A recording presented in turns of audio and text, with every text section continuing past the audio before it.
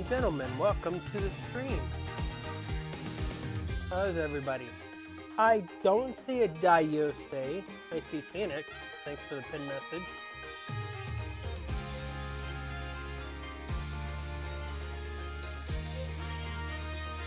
There's Di. Alrighty then. So, time to recap. What happened last time?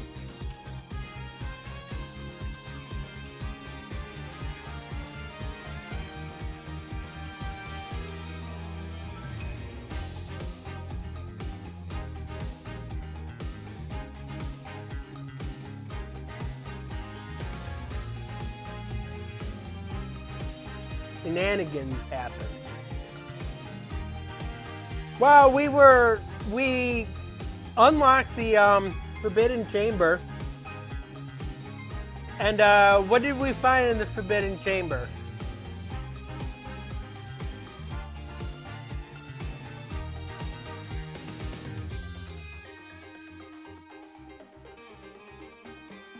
What did we find in the Hidden Chamber?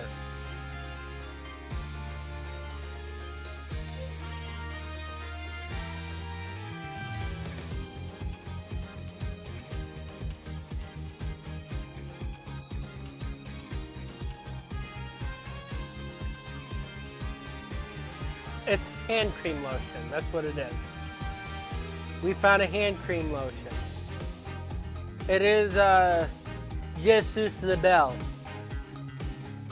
That's what the hand cream is called.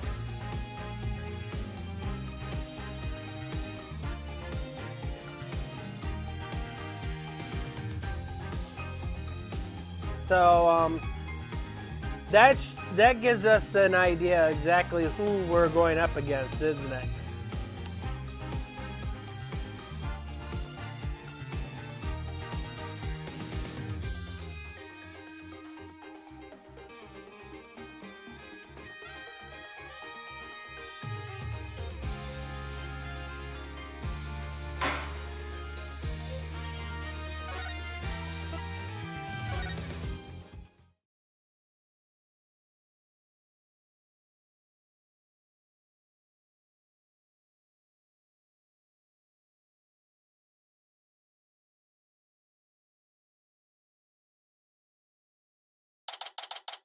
April 19th, 9:30 a.m. District Court, courtroom number 4.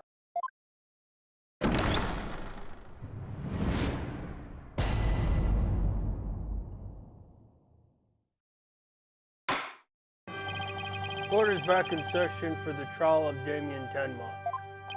All justice. Defense team leader is ready, Your Honor. Athena Sykes, assistant defender, is ready too, Your Honor. Disrespect. As chipper as ever, I see, and in French, no less. And the prosecution?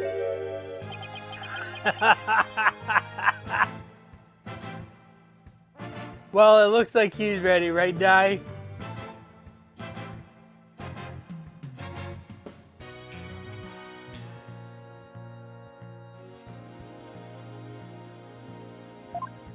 Very well then. By the way, I asked Detective Fulbright to provide sturdier shackles today. There will be no more of your funny business this time, Prosecutor Blackwell.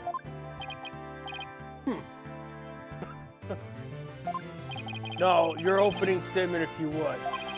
I believe it's standard procedure for the prosecution to handle it. Looks like the judge is really bringing it today. He probably realized how Blackwell played him. That was one mean game of Simon Says. Yeah, his honor has to fight to defend his honor today. You're bold then. It's plain to see that you've already dreamed of delivering an epic opening statement. I have? I don't know if I'd say that. Why, of course you have. I saw it in your eyes the last time you gave the opening statement. That was the look of one who yearns deeply for the thrill of an epic opening statement. For decades now, you have been watching opening statements from your bench. They were the crown jewels of the court. The one thing you could not possess. The crown jewels of the court? Now, at long last, they are within your grasp. How could you possibly refuse? So you don't mind if I do it then? I'll make it a special exception. Just this once. Really? Here we go again. Yup, more of Blackwell's mind games. Well, in that case, I think I might go ahead and make the opening statement myself. In yesterday's session, we learned the shocking truth that the victim, Alderman Rex Cuby, was the amazing Ninetails. We also learned that the amazing Ninetails was a key figure in the yokai craze and anti-merger protests.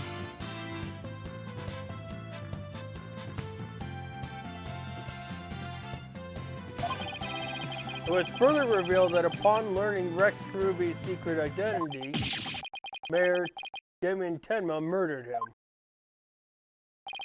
The fact that the crime took place in a tightly locked room was also brought to light. And the only people in the tightly locked room were the defendant and victim. The defense proposed the existence of a hypothetical third party, but further investigation revealed no proof of a third party who had escaped the room. Ergo, we must conclude that the evidence against the defendant is, well, conclusive. Did I say something wrong? That was quite astonishing. You've truly outdone yourself this time. Oh, ho, ho. One more thing to boast about to my grandchild. Well, this was not an unexpected turn of events.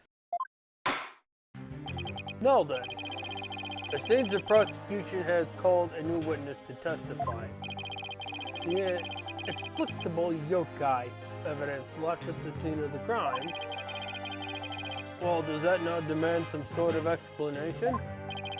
The feathers and tracks? Weren't those left by the mayor while he was possessed? That was but an act to protect his daughter. Oh?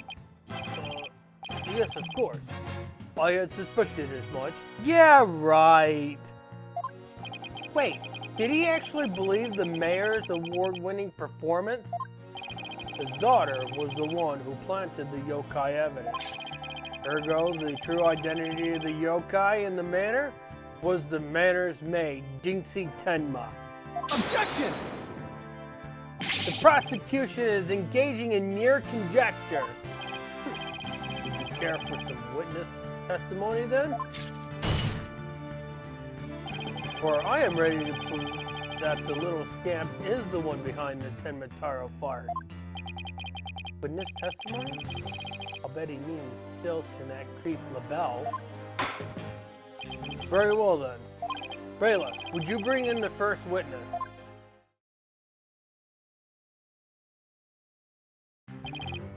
Mr. Filch, you made quite the hasty exit yesterday. See that it doesn't happen again today. Been known for my hasty retreat since I was a kid. Bit of a trademark of mine. Gonna be a clown circus in this courtroom now. Indeed, you managed to give a total of 5 bailiffs the slip. Like those amateurs could ever nab me. Was it only 5? I must be slipping.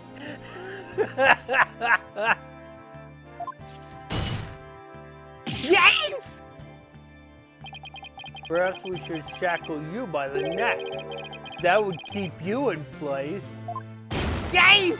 No, please! I'm liable to rip my own head off if I start running. I'm not a dog.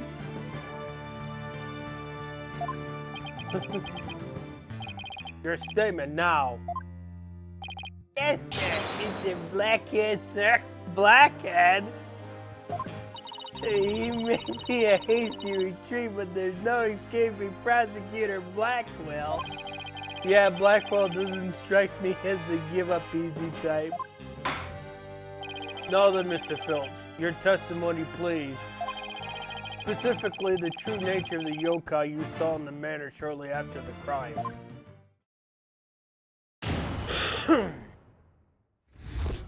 Yokai jinx. That Mataro is really the little maid girl. Ain't no doubt about it. I mean, the Mataro I saw was just a little thing about her size. But then it would run at a big old staff. I seen it when she came into the foyer. Betcha she stole it from the forbidden chamber after stumbling on the crime scene. She was gonna use it to wallop me on account of my fierce reputation. I just know it. So, Tematara was short in stature? And that's because it was Miss Jinxie Tenma all along? You betcha. Besides, all the rest of the manor were way taller than her. Varying height is but an easy thing. But a big ox like the defendant could never pass for short.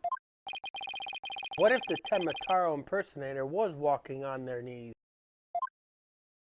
Weren't no knees walking. I seen it myself. Then perhaps the yokai really was Miss Tenma after all. All monsters are nasty but tricks, either of the mind or the cheap parlor variety. So you're saying that she created an illusion like one of those magical eye things? Precisely. Human senses are exactly deceived. Take the fellow in the cell next to me. The magic eye things, you know what he's referring to, Dai?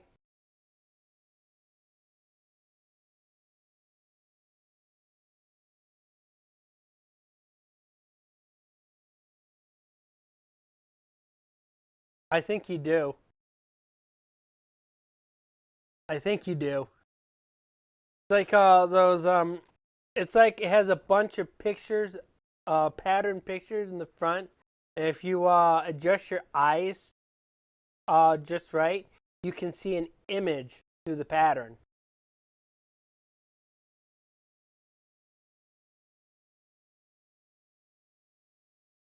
I'm sure you had it. I'm sure you seen one of them before.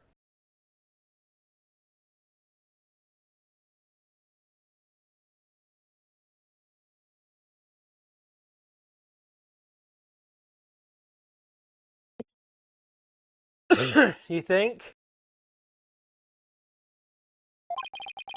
Each night he cries and screams about some ghost he thinks he sees. But in truth, it was simply the janitor. Oh ho ho. Prosecutor Blackwell just gave up the ghost literally. The janitor's deadly complexion and all white attire are, no doubt, partly to blame. That and the fact that he consistently mutters about taking revenge for this or that. That actually sounds like a real ghost to me. The defense may cross-examine the witness. What cross-examination? There's no cross-examining me now.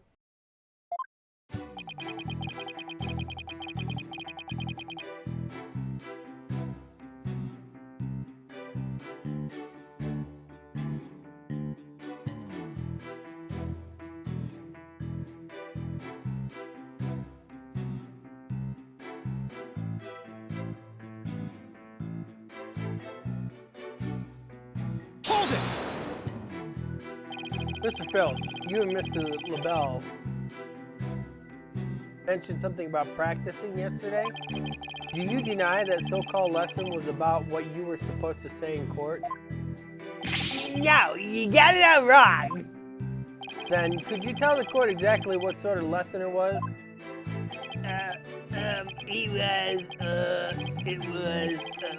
What was it again?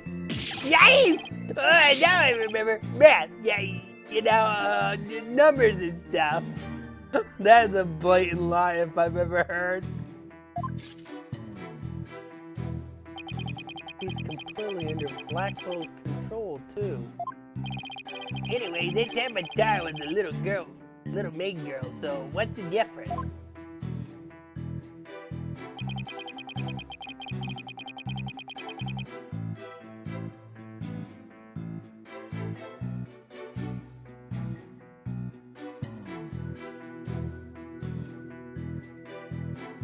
Hold it! I take it you got a good look at how tall the Temataro impersonator was? You betcha. I got a habit of sizing people up. I think it was 5 feet. I can even give you a premiere on how to pull it off. All under the table, Nat. I got a knack for figuring out where people's pockets are and how much money they have. He just admitted that he's a kleptomatic. I should have real good. He just admitted to being a pickpocket right here in court. Does a witness hold that this Temataro entered the foyer? Darn right I do.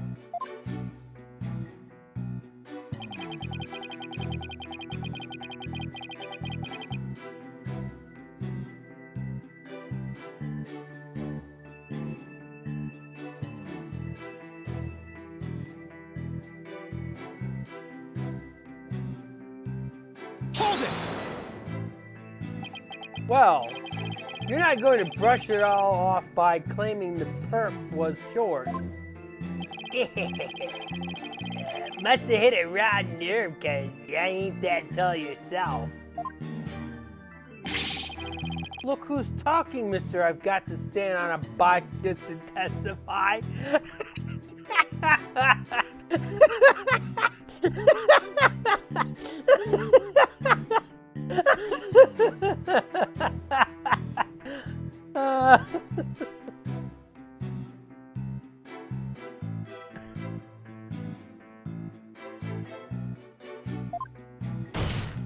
Anyways, Mr. Fields, correct me if I'm wrong, but didn't you say the Temataro you saw at a staff? Scratch my heart on the dark! Oh, cause it was a jingly and jangle. And where did you suppose the staff came from? The staff, you say? Well,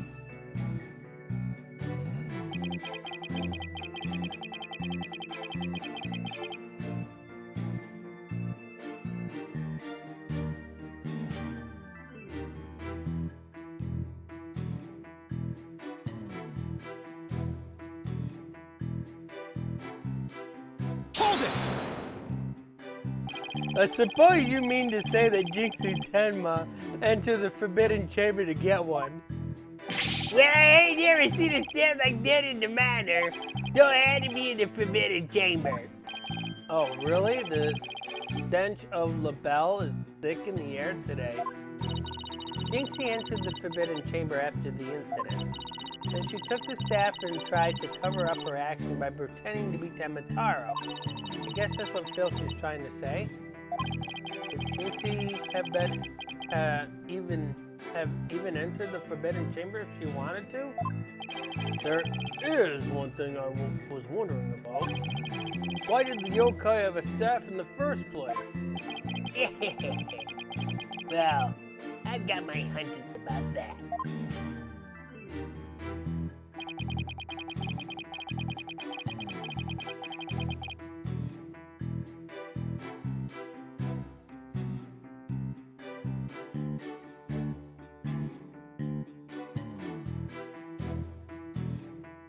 Hold it! Wallop you? And why would the so-called yokai want to do that? That little maid gal never did like me. She always hightails it when I come round, or she sticks them weird papers on my noggin. He probably thinks of him as the dreaded Tanuki monster of Ruby Manor or something. We need to prove that Jinxie isn't Tenmataro, but I have no idea how we're going to do that. All we have to do is prove that it was impossible for Jinxie to turn into Tenmataro. That might be easier than you think. Really? Now's our chance. Our chance to expose the real Tenmataro for all to see.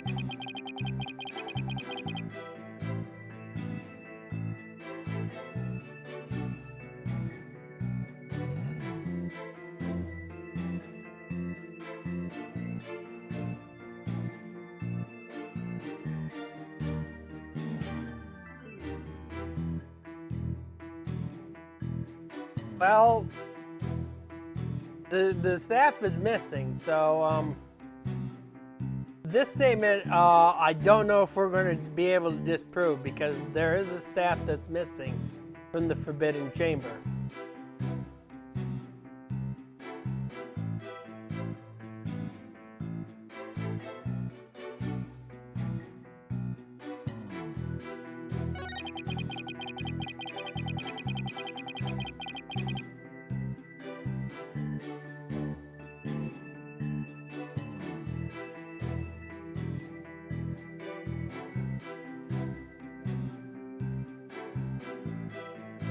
Well, it was from the Forbidden Chamber, so that's correct. But we don't have evidence to show that she didn't take it, or did take it. Remember, there's no fingerprints found on the staff itself. So we can't prove if she took it or not.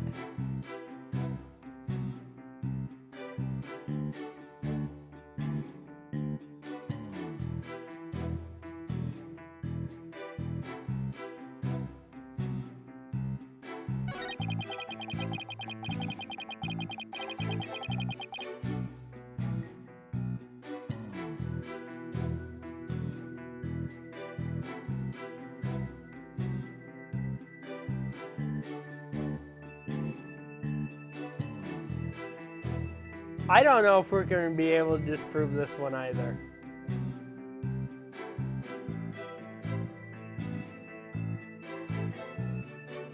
So it's looking like maybe the first two statements might be what we're going to have to look at.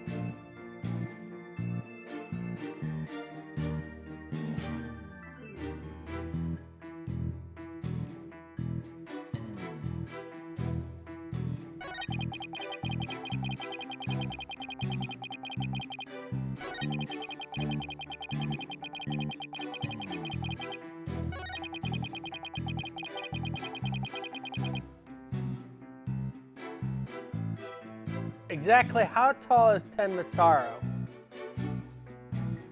That's what we're probably going to have to prove. And I think we have something that'll prove how tall Tenmataro is.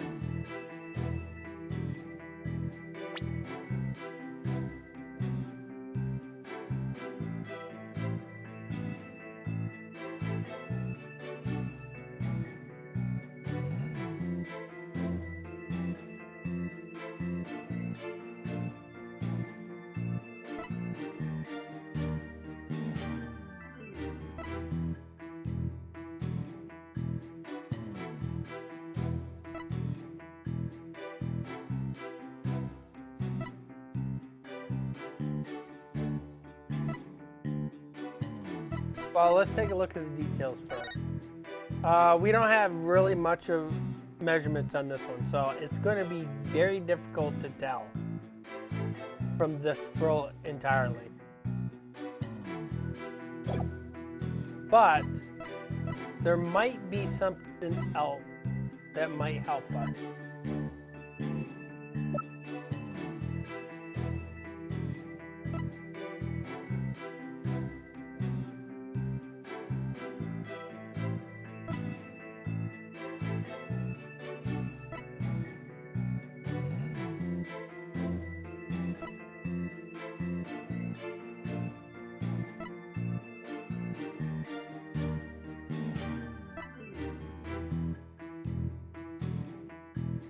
Let's take a look at the details.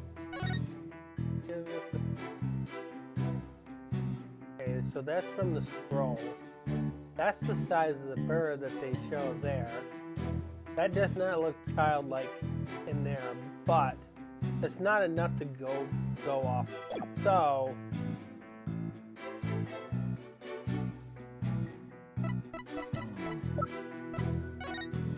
leaving the scene and calling the police, they passed each other at a bend in the hall they made for the foyer, carrying a staff-like implement, a jingle.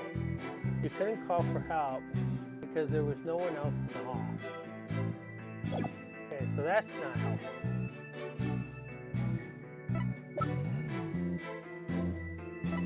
So it doesn't really look like we have anything that's going to help us for height.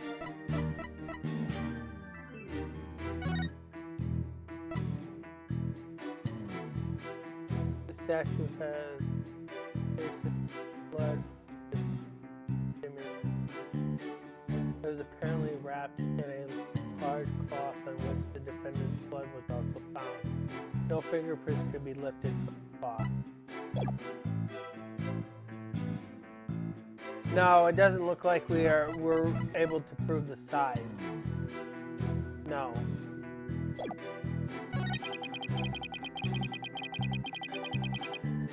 But that means it leaves us with this statement right here.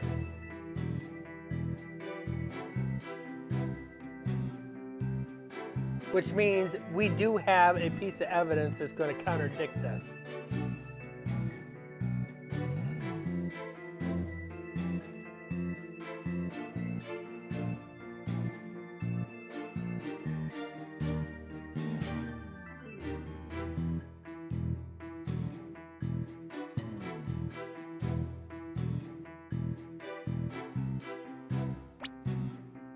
Andy said check Discord.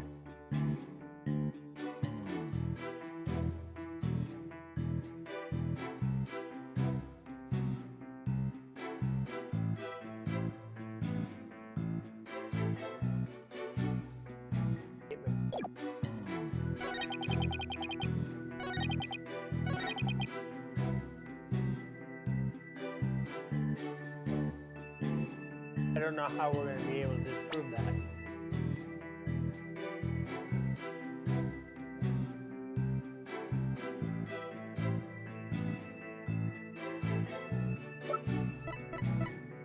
Objection! Okay. It would seem that Tematara was, in fact, not this innocent little girl. How do you figure that? You claim that Tematara you saw had one of those staffs from the Forbidden Chamber. But it would have been impossible for Miss Tenma to get a hold of one. Care to elaborate, Mr. Justice? The mayor swallowed this key shortly after the murder. He wanted to keep the killer out of the Forbidden Chamber. What's this? This key was deep in the mayor's stomach when Miss Tenma discovered the crime scene. I would really think the key definitely looks like it's made out of cast iron. That would definitely make him ill. But you see, it would have been impossible for her to get into the Forbidden Chamber. In short, the Temataro seen holding the staff could not have been Jinxie Tenma.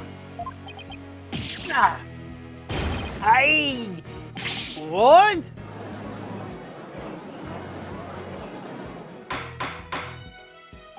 What? Then who does the defense believe was impersonating Temataro? Our Temataro impersonator is none other than Mayor... Objection!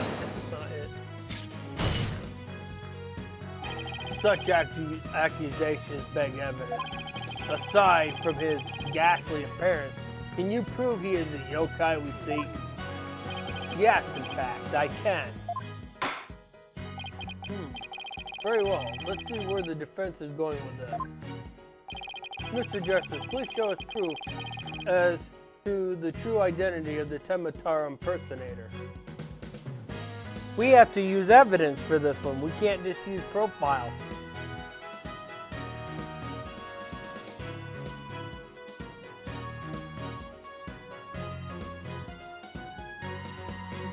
Page 2.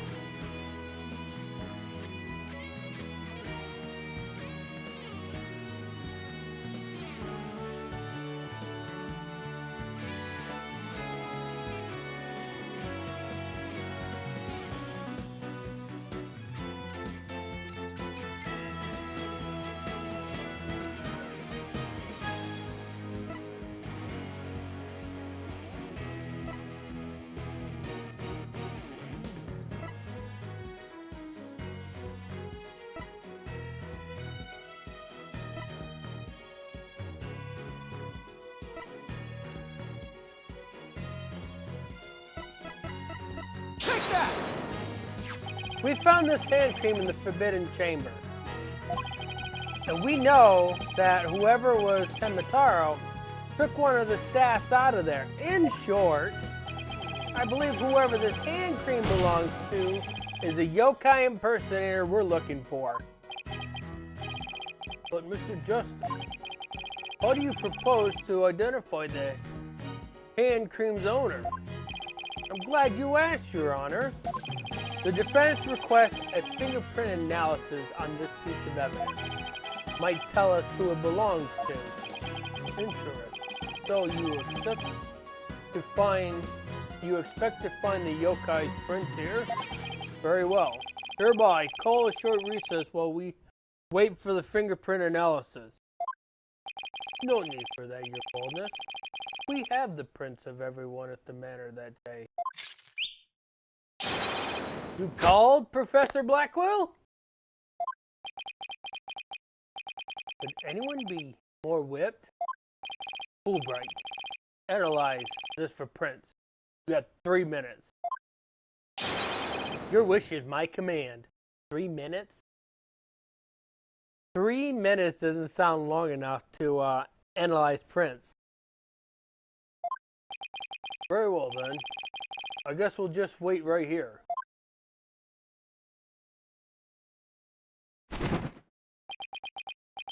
Would seem the fingerprints analysis is complete. What do the results show? What in the world?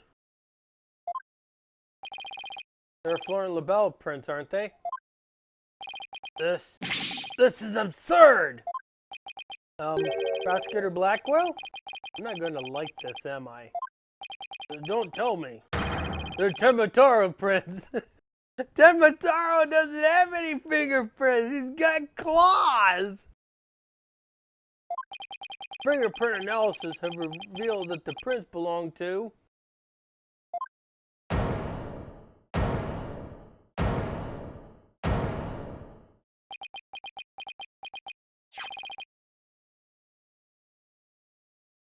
Venus Filch.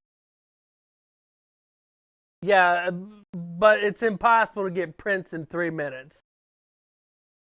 Or a complete analysis in 3 minutes.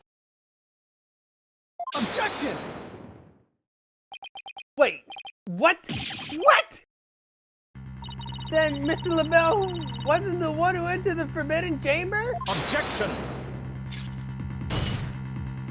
Why, you tricksy little tanuki. Explain yourself now. You just said, them prints are mine. I mean, I did pilfer the hand cream from Mr. LaBelle after all. So you're the one who went to the Forbidden Chamber? So what if I did? You got a problem with it? Yikes! You, fool of a tanuki.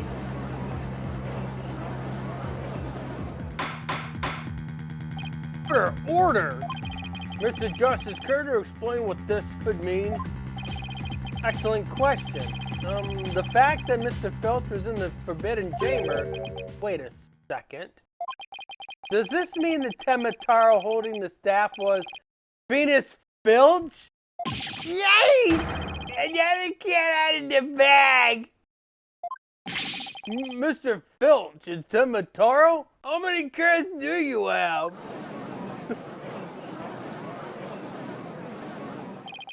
I don't understand. Does this mean Mr. Filch is the real killer? I found a cat that came out of the bag. The witness will explain himself this instant. Well, he doesn't want to be near you. Begging your pardon, your Honorship, but I was just doing what the Ultimate told me. Wanted me to be Temitaro on the village exorcism ritual. Oh, you mean that event at the Nine Tails Veil Festival? So that was you inside the Temitaro costume? Yep, and after that I went to watch the pro wrestling program. It sucked.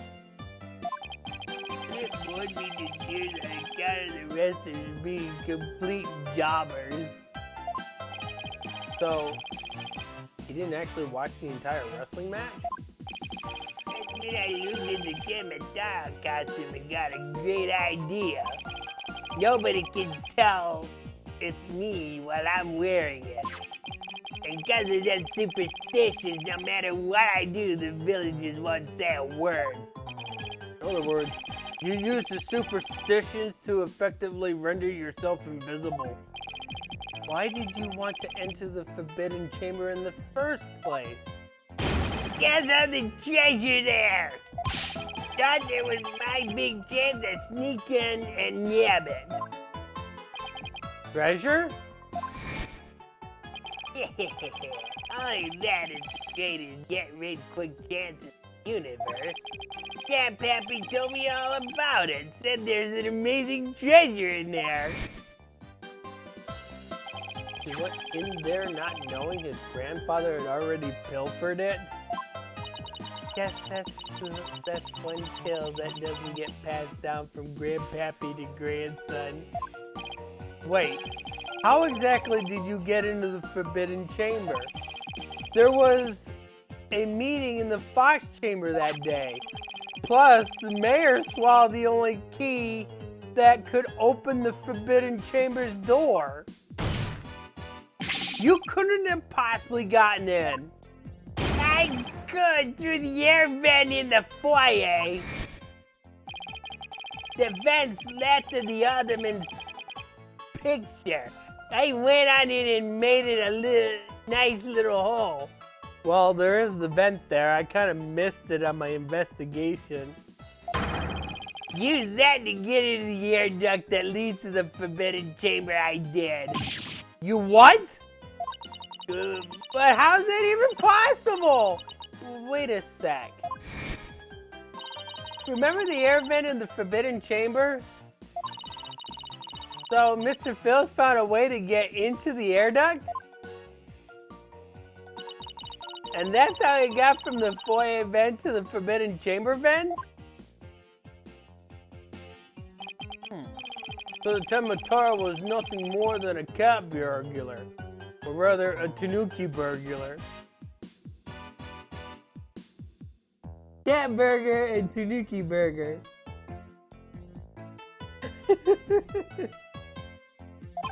And we're back to without anyone to charge for the alderman's murder. Looks like our so-called yokai is nothing more than one big troublemaker. Tell me, Mr. Filch, what did you do after fleeing the foyer? I got out of that costume real quick. Would have just caused trouble at that point. And where is the costume now? Heck if I know. It ain't my fault if you never find it. The police search every nook and cranny. no yokai costume was left in that manor. What if it was tossed outside the manor? Ah! No way! Well, maybe, just maybe,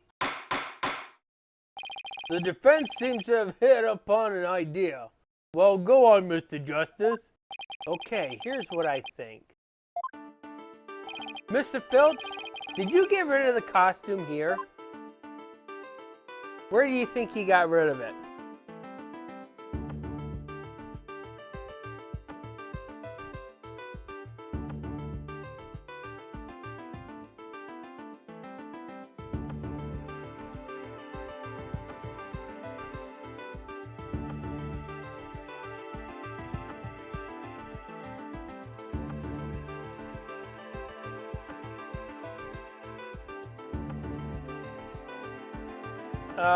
That's going to be a very bad place to put it because the police would have found it.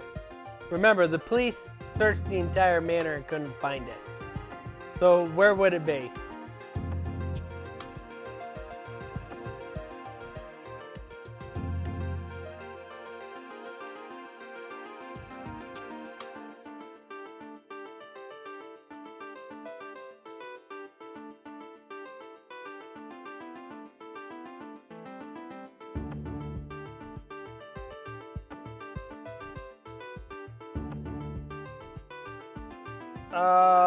No.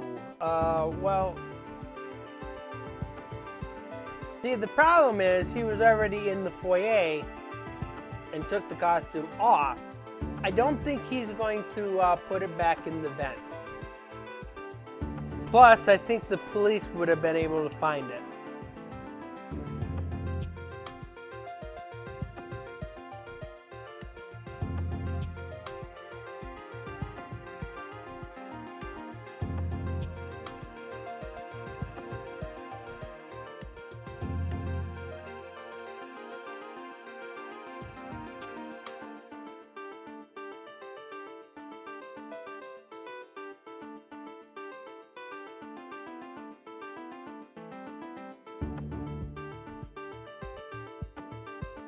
Take that! Did you toss it out the window? Because that would certainly explain why it didn't turn up inside the manor. You think I does it out the window? That costume costs a pretty penny. So, why would I go do something like that? I can think of a few reasons. Any bright ideas, Apollo? Well, assuming the costume really was tossed out from the window, then the next question would be, what happened to it after that? And if I'm right, I have just the thing to prove what happened to the costume. Venus Filch, I have just the evidence for you. You do? This evidence proves you got rid of your Tematara costume through the window.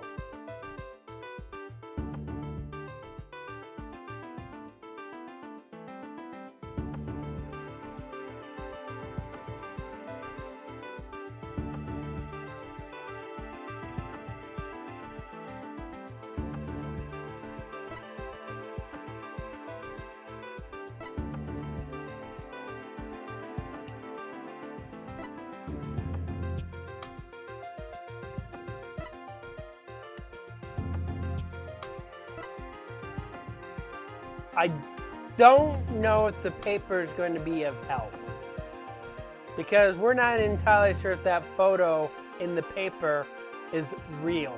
It could be fabricated. So we're going to be a little leery about the paper.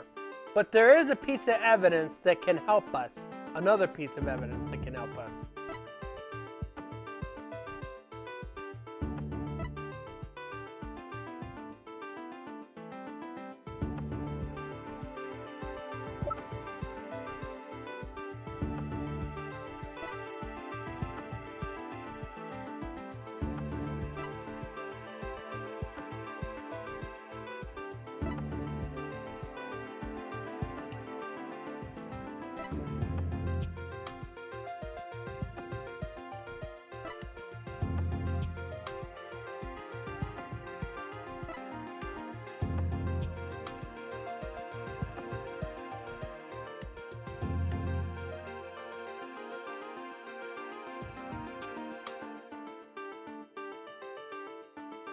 Paper?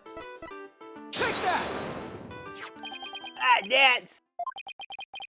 Then Temataro flying through the sky.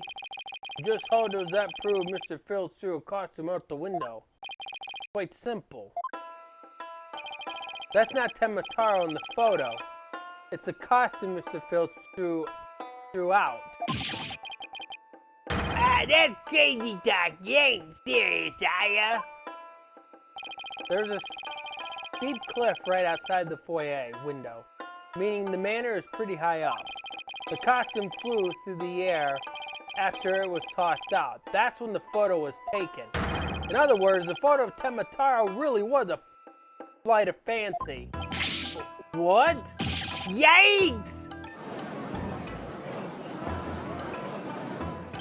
Oh my. So that really never was a yokai. I can't keep any of them cats bagged. Did I still file a claim for the lost costume? God dang, how many cats do you have? This more than proves the defendant's position. Dixie Tenma had nothing to do with the staging of the yokai sighting. Care to raise any objection, Prosecutor Blackwell? None whatsoever. I'll deal with the tricksy Tanuki after I've dealt with this case. We did it. Good going.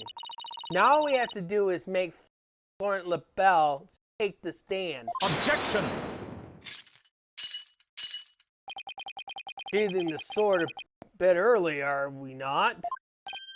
Huh? Nothing has been proven beyond a doubt. Take this tricksy little Tanuki, for instance. How do you suppose he was able to exit the forbidden chamber? With a ladder? Probably the same way he got in. Through the chamber's air vent. And what of the feathers and tracks at the scene of the crime? They were suggested that the Tanuki exited through the chamber's door, not the air vent. Objection! But the forbidden chamber doesn't open from the inside. So what you're saying makes no sense, right? Someone on the outside opened the door for you, isn't that right? Yeah, that's right, Mr. Blackjack. The door suddenly sprung right open. Blackjack. Hold it! Sprung right open? Who was on the other side? You get a good look at the guy in the sudden glare. He is lying about that one. Like, all the reflection from my head blinds fellow moviegoers emerging from the dark. That's when I snatched the staff and made my daring escape. And then that little maid girl spotted me as I hightailed it down the hall. That means the forbidden chamber wasn't open until after the crime was discovered. Wait. We still don't know what happened. Who opened it? Maybe there really was a third person in the Fox chamber. Objection! Well, you little Tanuki. When the forbidden chamber opened, did you see the accused Pat out there? Yep, only one there was the alderman, and he was dead at the door now. If the accused wasn't there, what do you suppose he was up to? Uh-oh. I don't like where this is going. Oh, don't tell me.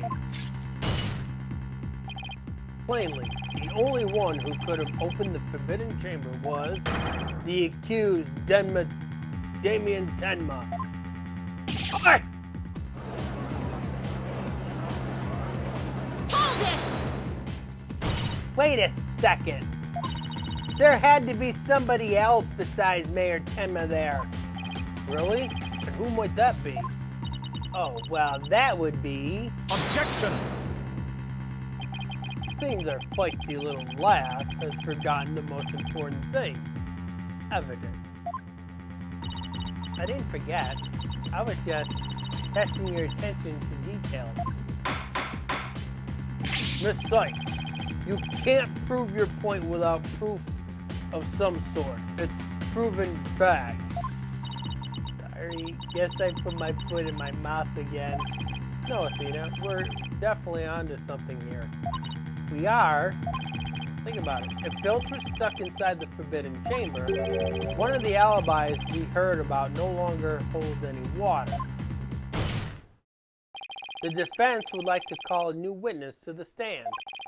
Someone who knew Mr. Filch was stuck in the Forbidden Chamber.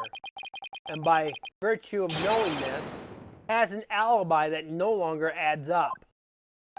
Ah, not the insufferable. Very well. The court will hear what Mr. Justice has to say. Whose alibi no longer adds up? Oh, there's only one person left.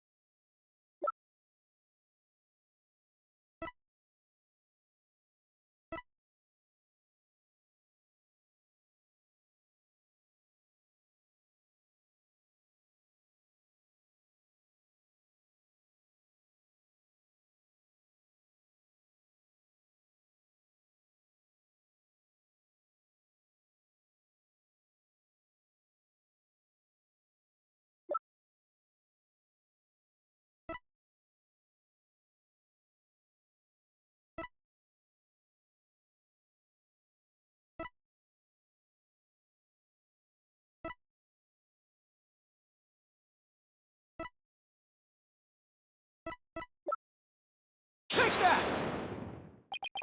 Boy, that's the defendant's aide, Florent LaBelle. Didn't he claim to be in the foyer at the time of the crime? True. But in his alibi, he also claimed Mr. Filch was in the foyer too. However, as we all now know, Mr. Filch was not there with Mr. LaBelle at the time.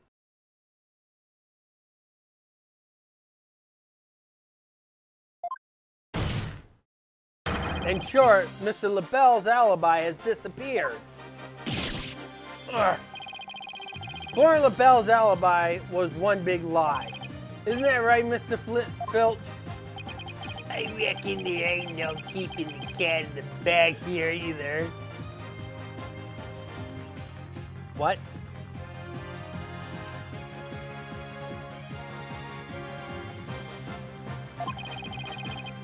It was all Mr. LaBelle's idea. Somebody button his lip about me breaking into the Forbidden Chamber. In return, he said we'd vouch for each other's alibi. Shame on you, Mr. Filch. Perjury is a serious crime, you know. Everybody seems to get perjury in this game, but nothing ever happens to them. Yeah. Yes, your Honorship, mercy.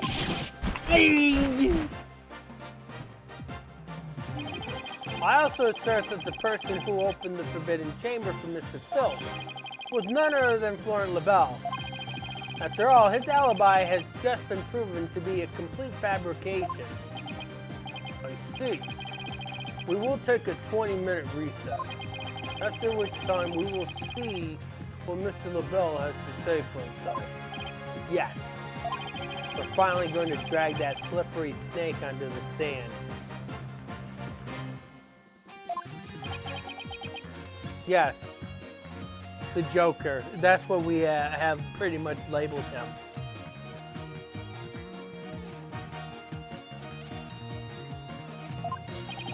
In the meantime, the prosecution will request Mr. LaBelle about these new allegations.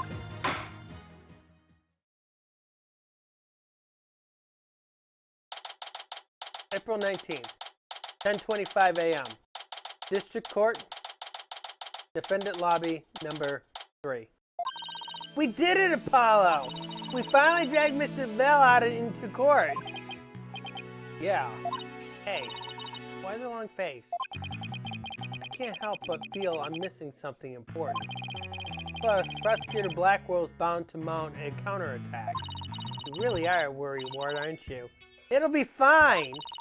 That mystery figure who opened the forbidden chamber for Mr. Filch had to have been Florent LaBelle. I know, but that's not what's bugging me. I wish I could put my finger on it, though.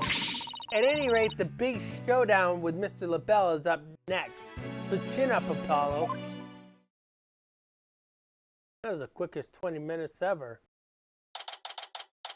April 19th, 11 o'clock a.m. District Court, courtroom number 4. Court is back in session. Our next witness is... Yeah, I'm acting on behalf of the mayor in this very important matter. Wait, you said I am starring in the new Batman movie? That is so great! He's already got the hair color. It seems the witness is predisposed at the moment. He also got a movie role. Surely you jest. I will hold you to your promise. Remember that. Who the hell is Batman? Oh, it's that guy. Okay.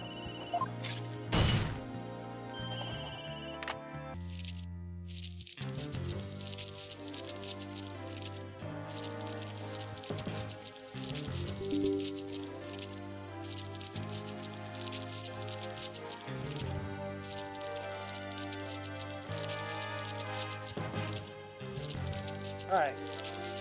Sorry about that. What'd you miss?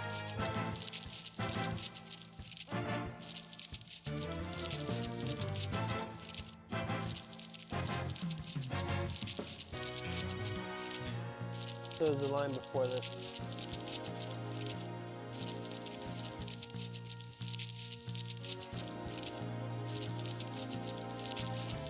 Streamerbot, are you still working?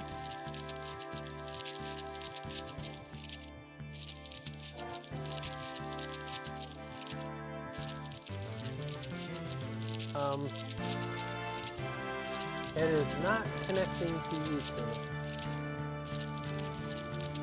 No, to the cat bot.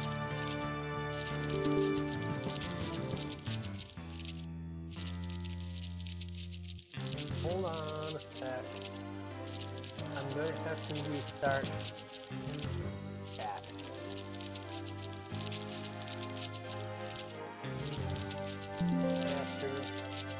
I had to shut down Streamerbot because Streamerbot was not connecting to YouTube.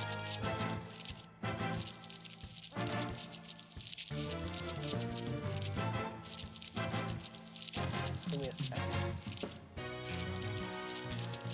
Why does it say it's already running? No, I closed it.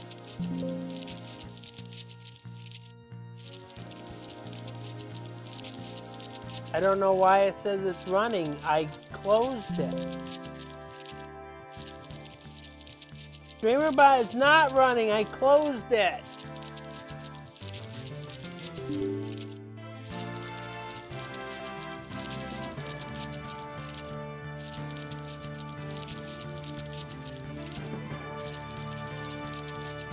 I don't know what's going on with Streamerbot.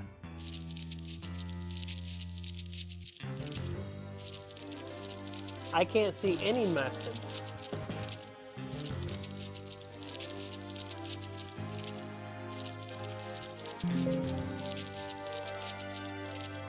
StreamerBot's not running though. I just closed StreamerBot. Give me a second, guys. For some reason,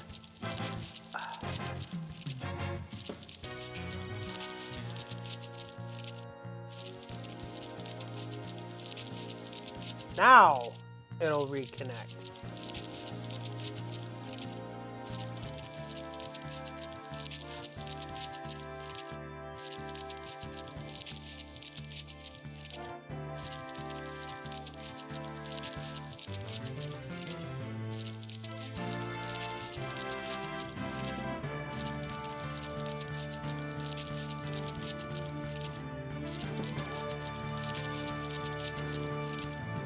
YouTube is not even on there anymore.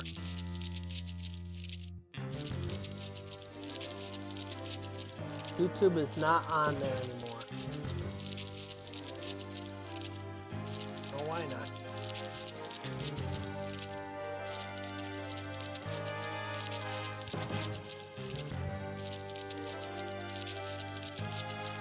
They want me to sign in, that's why.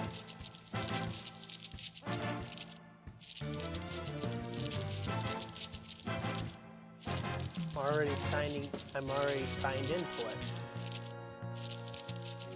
And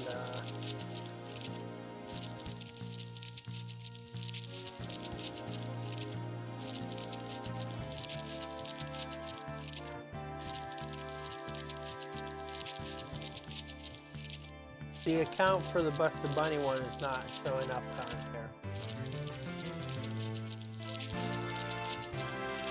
Give me a sec.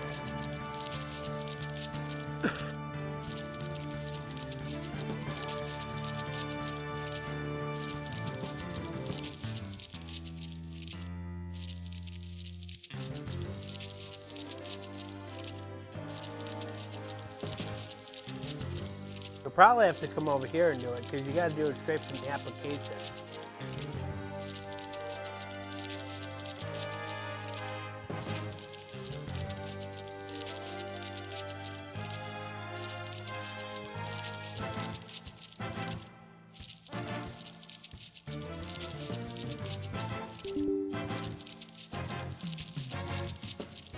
Not received.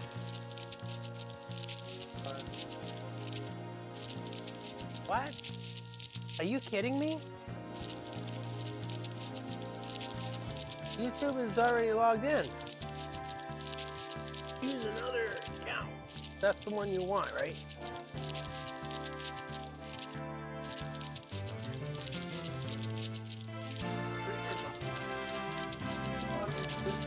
No, the bot account, you have to log in. The bot account. I've already logged into the YouTube itself. Oh, that one.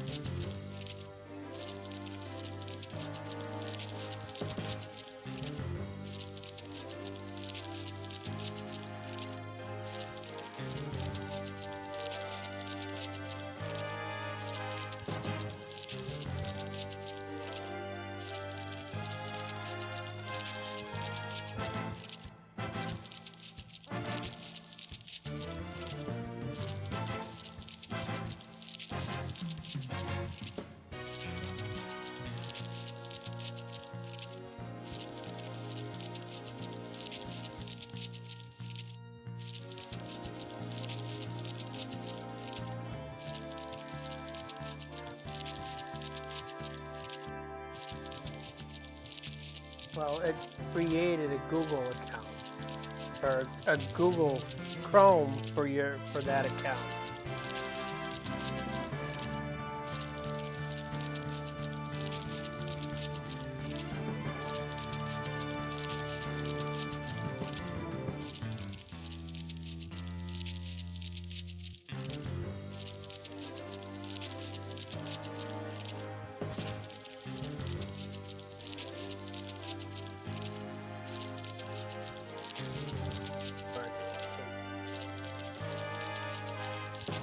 Okay.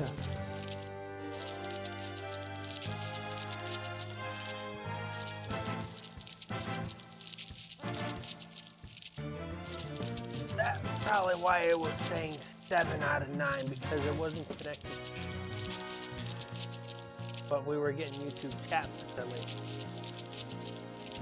Alright. Everything's fixed. There's going to be a little bit of lag.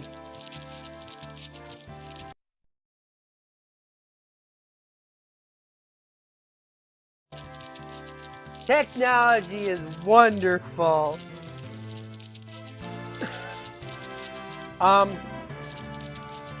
Yeah, so what did we miss? What did you miss?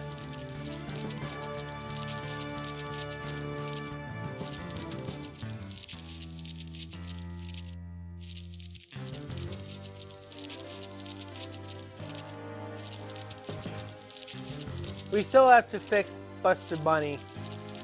Not much. Okay, so we were on this. So I was on this line when I saw that the stream was buffering and disconnecting.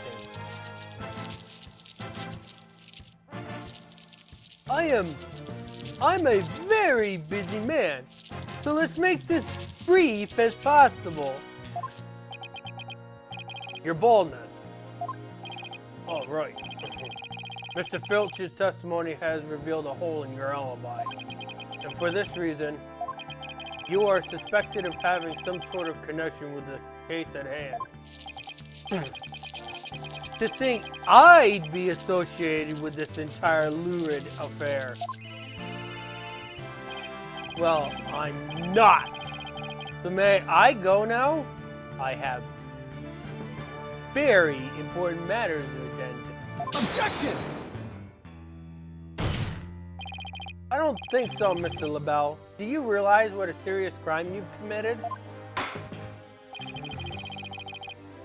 Witness, you're being accused of perjury. This is your chance to clear the air. Fine. The truth is, I faked my alibi for a very good reason. The mayor was obviously the killer, so I created a fake alibi to confuse the matter. You see, as his personal aide, I felt I had to protect him. Sorry! You think this is funny?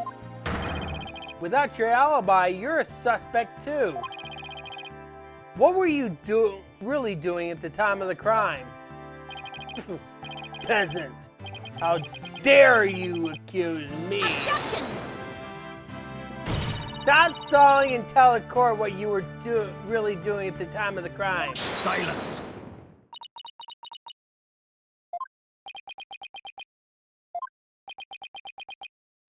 Enough jabbering. Swords have been drawn. The time for talk is past. Swords? What sword? This is a duel to the death. The fate of the accused rests in our hands. Begone, ye of cowardly hearts. The battlefield hath no place for ye. He just broke the shackles. They were supposed to be reinforced too.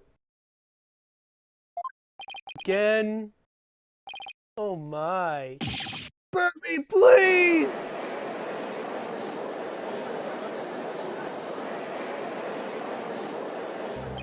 So much for sturdier shackles. Ah! Those chains hindered my vow that hands would roll this day. This keeping your hands on it in court, a whole new meaning. Head on in court, a whole new meaning. Will the witness please deliver the accused death knell? You know I walk. You know of what I speak. Most certainly. His goose is already cooked. Time to stick a fork in him. Whatever he has to say can't be good. As I told Prosecutor Blackwell during the recess, I rushed right over to the Fox chamber when I heard little Jinxie scream. What? Then, drum roll please. It's a Mayor Tenma opening the forbidden chamber doors. But there you have it. The mystery man who opened the chamber door, as witnessed by one Venus Phillips. It was the accused. There was never any third party. Oh, and that's not all. I heard something quite startling there at the scene of the crime. Startling sounds bad. The mayor, who was barely conscious, muttered this. Give me, Jinxie, I killed the alderman. That's right, the mayor actually confessed to the murder right then and there.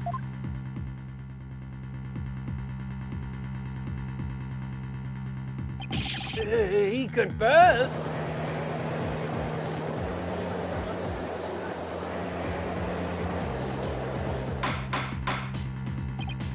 Order in the court.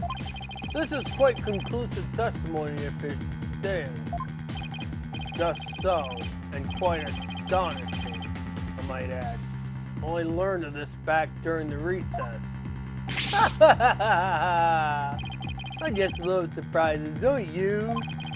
That's why I saved the best for last. Consider it a gift from me to you.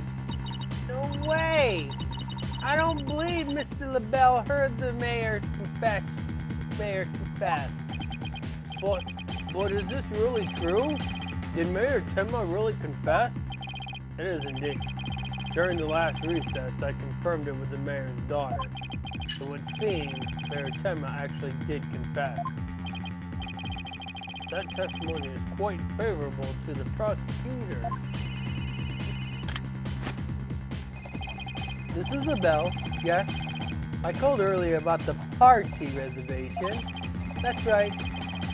I'll be calling my little kid Mayor Tenma's conviction gala. A splendid time it guaranteed for all. Oh, but the mayor in his defense. Well, it seems the witness is a very busy man. Let's get right to his testimony. Mr. LaBelle, please tell us what you saw when you came upon the scene of the crime.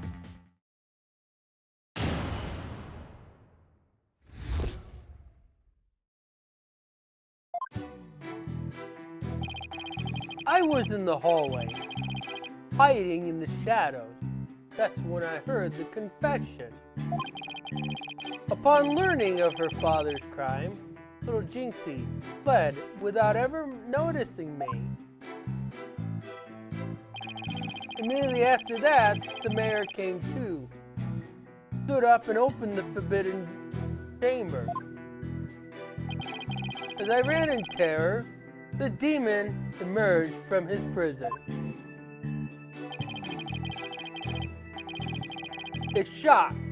In shock, I fled down the hallway to my right, to the one with the phone at the end.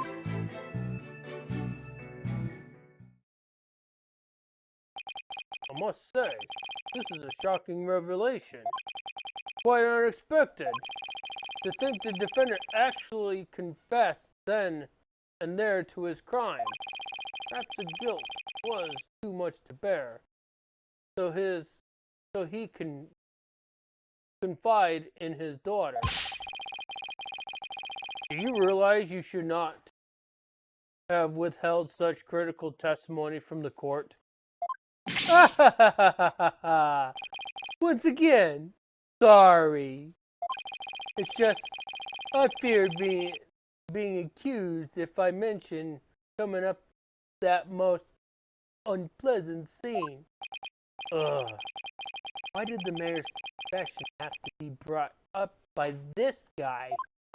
You better do something before the judge declares the mayor guilty. A death row inmate once told me in years gone by, there's a time to fight and a time to heal. Time to live and a time to die. Ugh. Laying it on real thick now. The defense may now cross-examine the witness.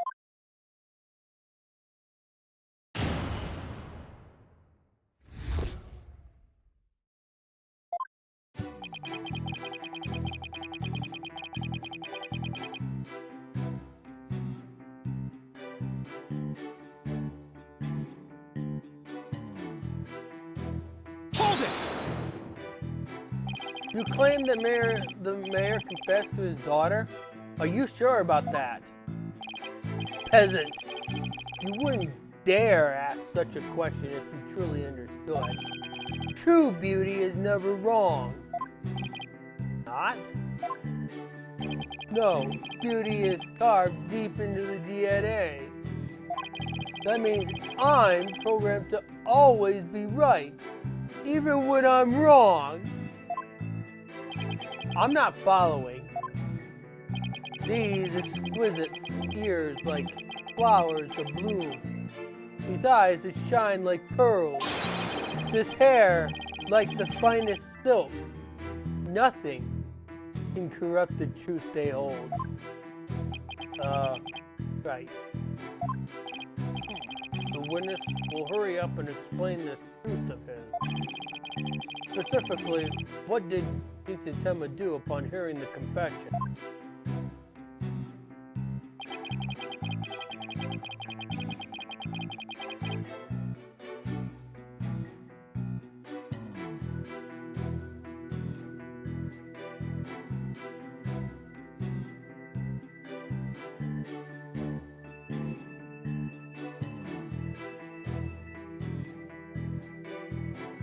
Hold it! How did Mr. Tema appear to you? Oh, the poor little thing seemed positively heartbroken, all teary-eyed and whatnot. I couldn't help but shed a few tears myself after seeing her like that. You actually sympathize with Jinxie? Seems like an overly human emotion for him. Yeah, because he's the only real monster we've seen so far. In looks and in character. The next thing I did was check my face in the mirror. Checked your face? Why? Because he's vain? To behold the beauty that is my sadness, why else? See, he's pretty vain. Apollo, I'm starting to lose all faith in humanity. How can one person be so vain? I know the feeling, but hang in there. At least keep faith in our client. Let's keep this moving, shall we? But what happened next?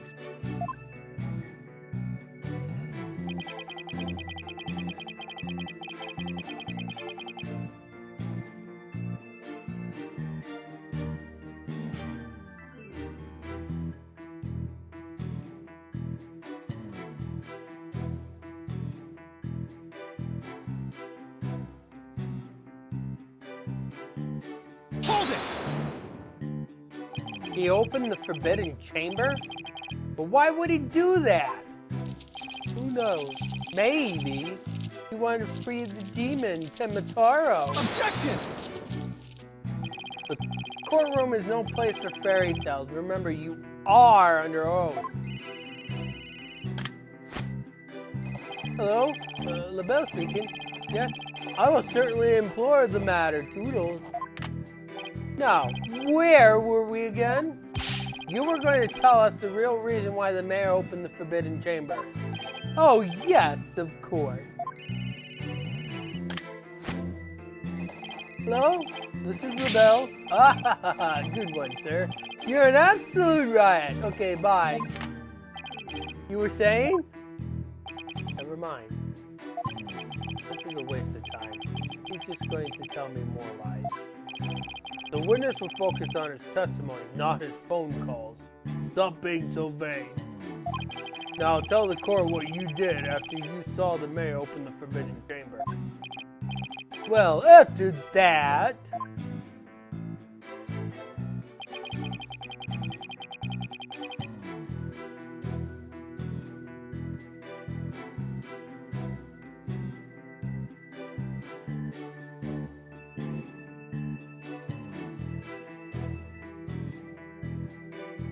Hold it! What was Mr. Phelps like at the time? He was shouting, I can't see, and it's the curse of the Temataro. Then he took off running like a madman. He must have been blinded by the sudden light flooding in. Wrong. What? He set eyes upon me and was thus blinded by my radiant beauty. So, it was the curse of Wright LaBelle rather than Tamataro? Yes, I'm afraid such beauty can be a curse. It's almost criminal. Oh, if I had to rate him on a beauty scale, on a scale of 1 to 10, it would be 0.5. Sorry. It's cringe-worthy looking at this man. God dang. There's many creepypasta tales that looks a lot better than this guy.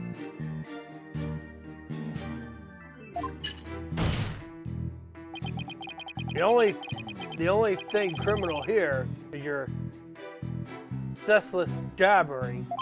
Now, get on with it. Get on with your testimony, you creepypasta. Oh, forgive me, your darkness. Let's see. Oh, yes.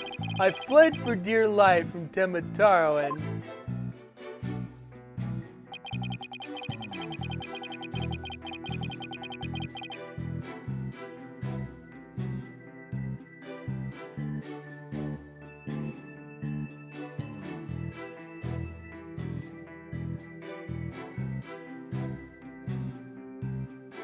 Hold it!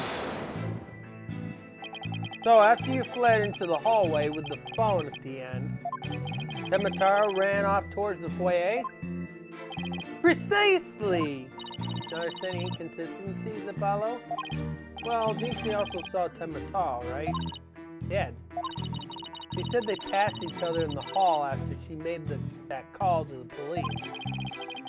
Well, if LaBelle had flown down the hall where the phone is, Jinxie would have seen him when she was returning from making her call. Oh, right. And if she saw him, she would have definitely asked him for help. Right. Just doesn't make any sense. Time to review the evidence. If we don't find some way to poke a hole in his testimony, Mayor Tenma is as good as guilty. This is bad, very bad. We need to find an inconsistency, a mistake, some kind of conflict. It's all over if we can't find a flaw in the prosecution's case.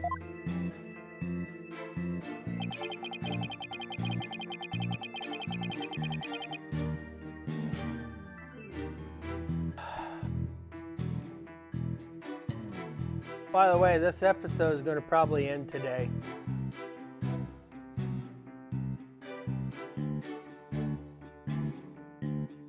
Huh?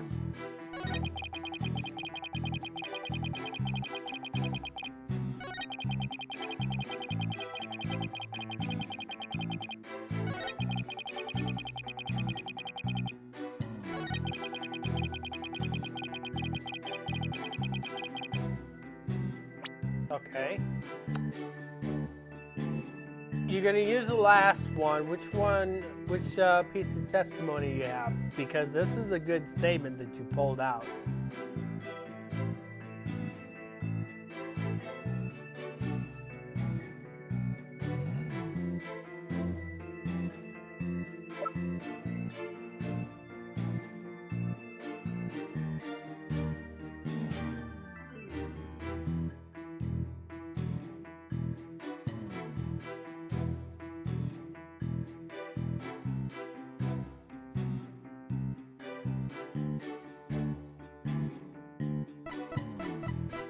Objection!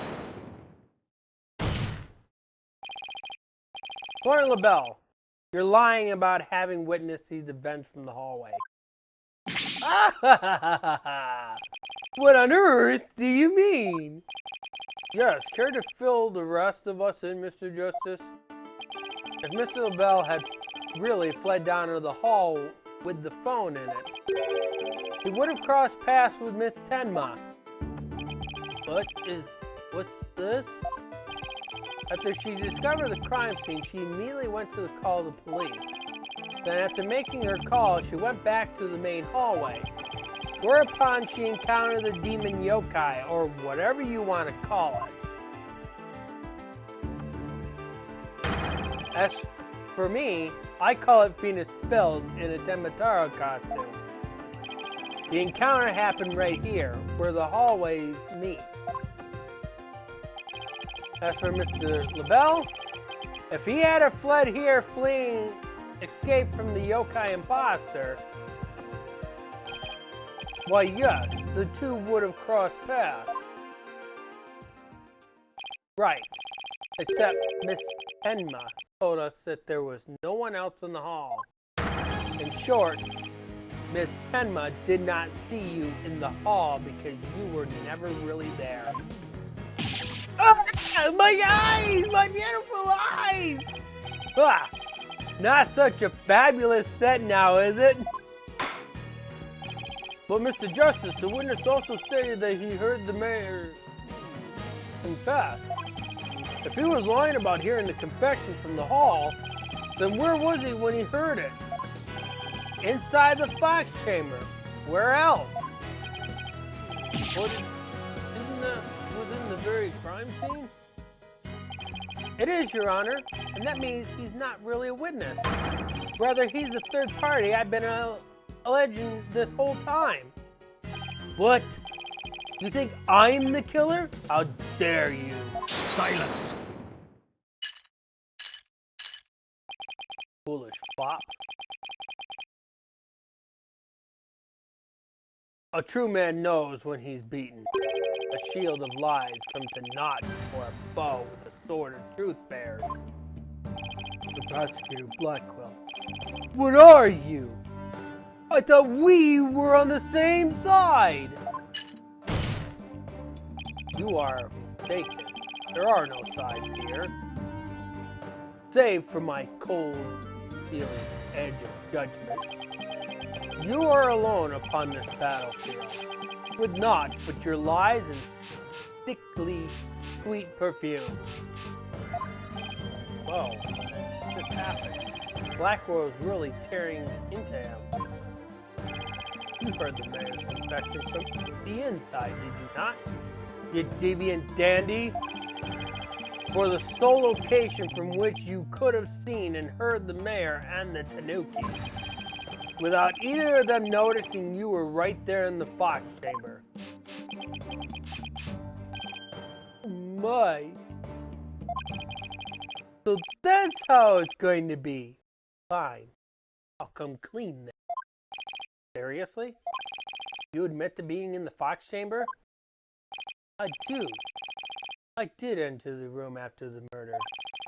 But I was afraid of being falsely accused, so I lied about it.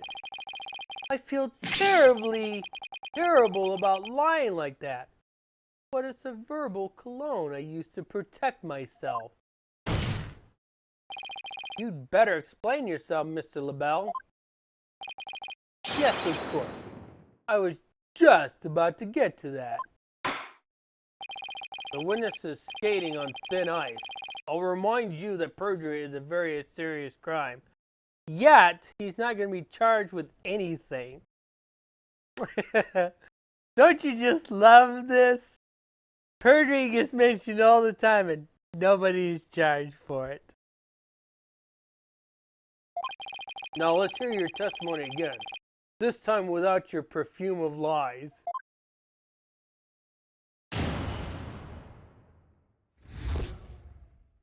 In the Fox Chamber.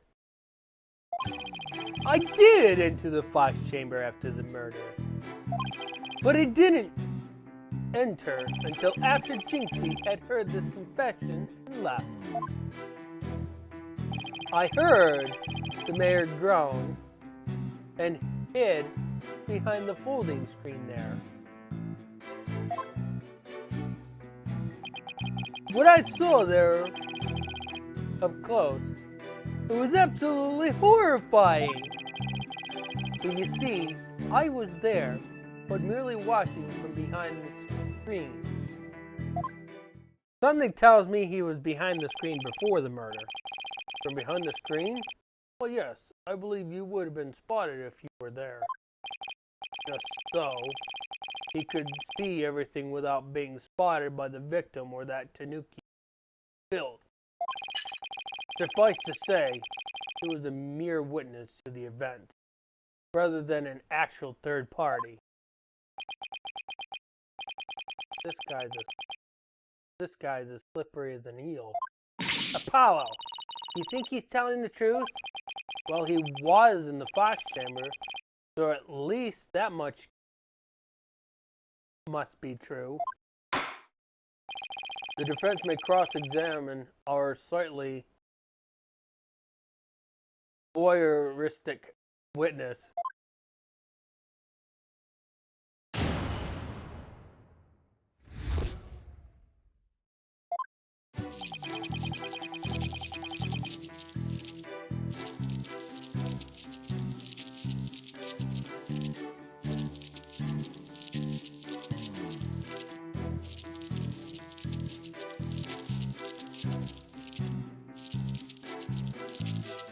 Hold it!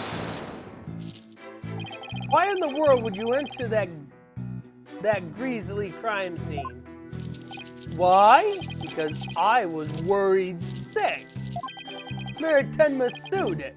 And what? It was designed personally by me. I was worried my work of art might get blood on it. This man clearly has his priorities in order. Okay, let's get this over with, shall we? Now, where was I? Oh, yes. So I entered the Fox chamber almost without thinking.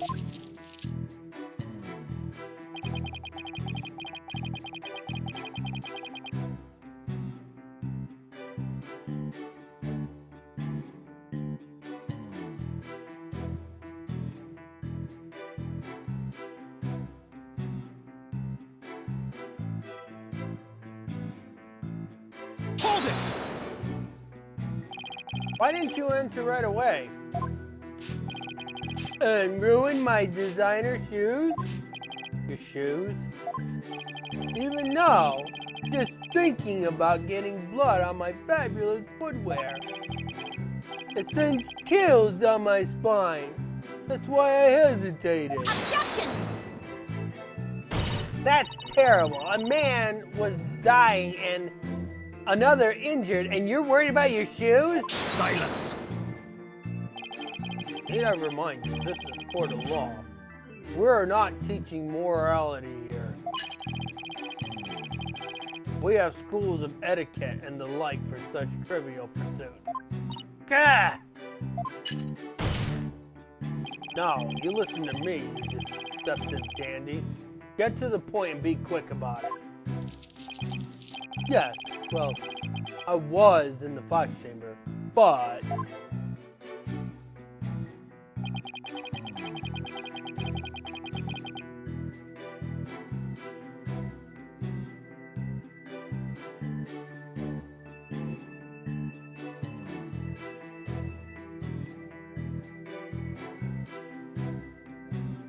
Hold it!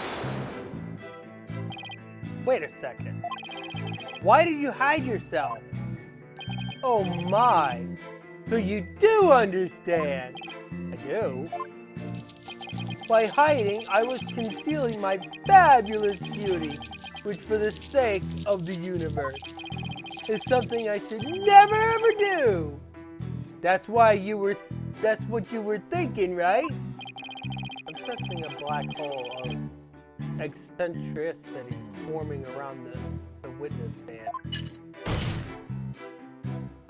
We can deliberate his mental process another time.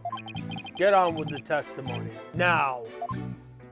Well, regarding the murder scene.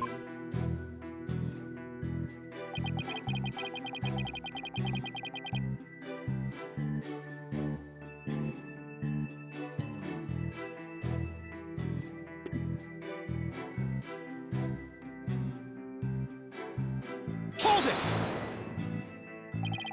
Could you describe the crime scene in a bit more detail? And what exactly would you like details about? Well, what I'd like to ask you about is...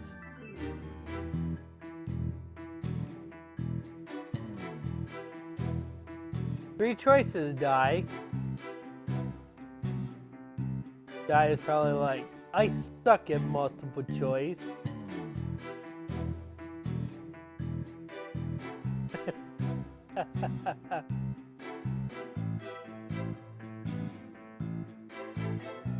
You're gonna ask about feathers and tracks. Okay. What do you remember about the yokai feathers and tracks? They resulted when Temitara exited the Forbidden Chamber. He came out in quite a rush, carrying feathers this way and that. Did you immediately know it was Mr. Filch? I did. And that's why I suggested we cook up our alibis together.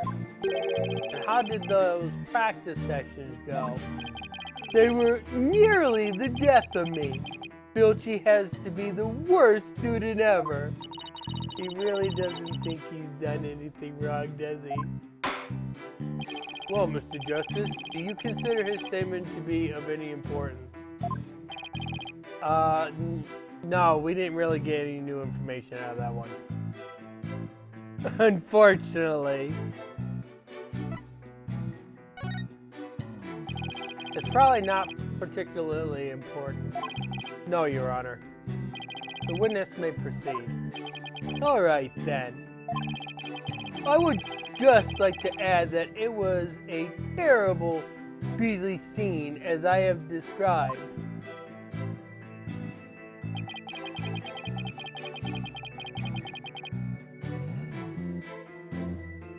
We'll go back to that statement again.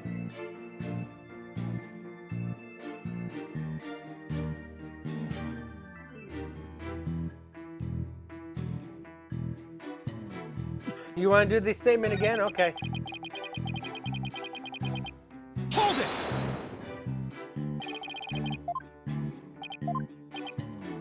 All right. You got two choices now.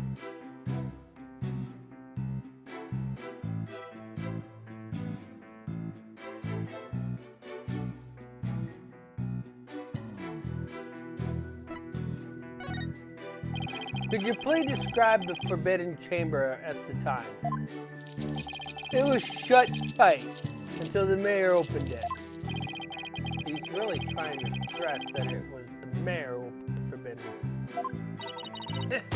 That big liar, he opened it himself. Whoa. If looks could kill, LaBelle would be toast. Oh, Mr. Justice? Do you consider his statement to be of any importance? Unfortunately, we didn't learn anything new about this one either. So, no. It's probably not particularly important. No, Your Honor. The witness may proceed. All right, then. I would just like to add that it was a terrible, grisly scene, as I have described. You want to go back to that statement again?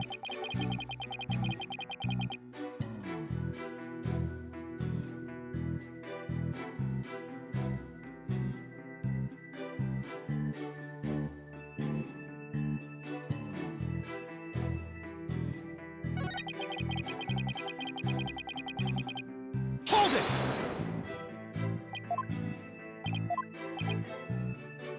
The only one that's left, the murder weapon, right?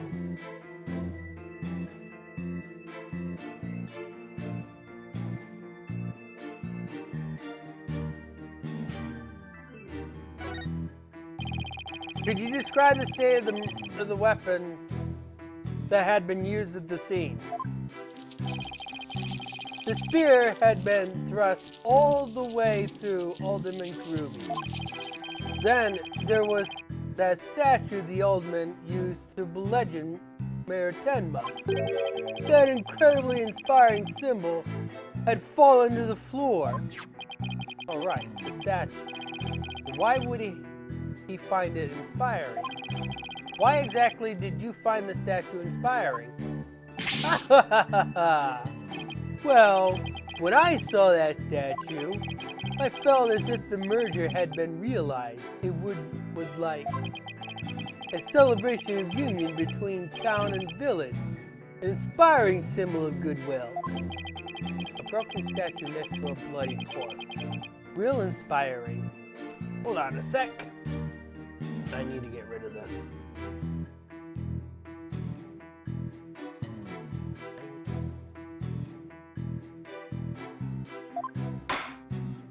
Well, Mr. Justice, do you consider his statement to be of any importance? Is it important? This one, yes, we're going to have to take this statement. And there's a reason why, Di.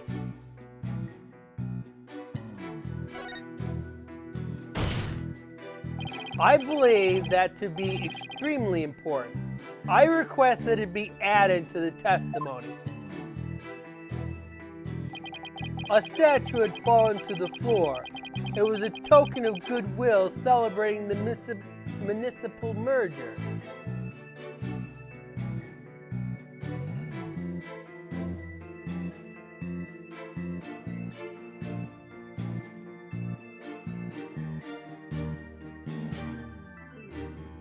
Hold it! A token of goodwill. Are you referring to the fox and demon statue? Yes, the statue the alderman allegedly used to strike back at Mayor Tenma. The mayor trampled down municipal goodwill only to be clobbered by its symbol. It's quite ironic, don't you think? And that's when the symbol of goodwill was transformed into a symbol of conflict.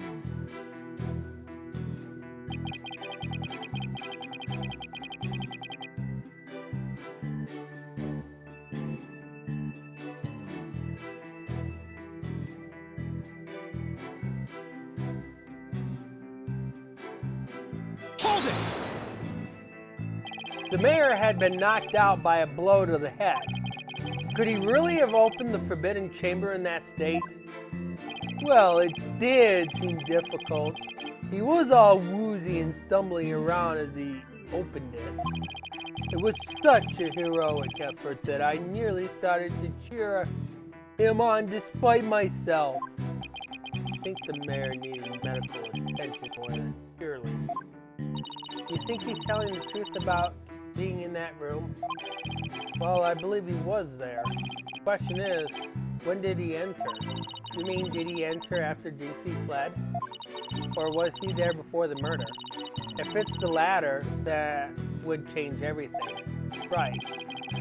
If he was there before the murder, that would make him a suspect. But how do we go about proving that? Well, I guess we ask him about what happened there. Anyways, let's press him and see what kind of info we can extract from him. Let's cross our fingers that he says or reveals something incriminating. He did. You know what that statement is, right, Di?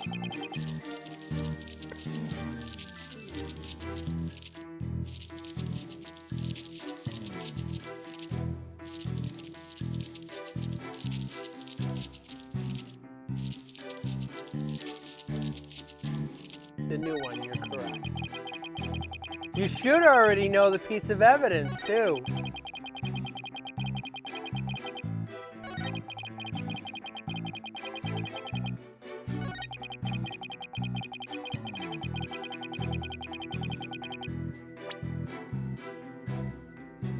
You should already know the evidence for this one. Objection! Your lies have finally betrayed you, Mr. LaBelle. What possibly could you mean? You said the statue was like a celebration of union between town and village. Isn't that correct? It is indeed, but what of it? The two yokai are joining hands in goodwill, as if they were celebrating the municipal merge.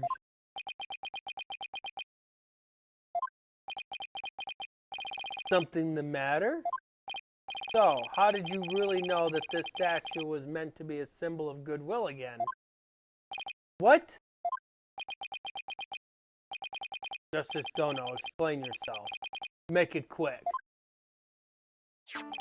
The statue was meant to symbolize goodwill in its original form, but that was a secret.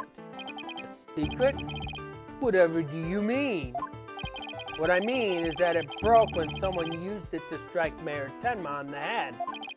What's left clearly makes it look like the two yokais are battling it out. The statue's secret and its true form were lost inside that locked room. For Miss Tenma is the only living soul who should know what it once looked like. So Mr. LaBelle, where could you have possibly seen the statue in its original form? What do you mean, where? The only possible answer is this. You saw the statue in its original form, right there in the room where the alderman was murdered before it was broken. How dare you! Mr. Justice, are you accusing the witness with some sort of crime? Yes. Yes, I am. Florian LaBelle, I accuse you of the murder of Alderman Rex Ruby.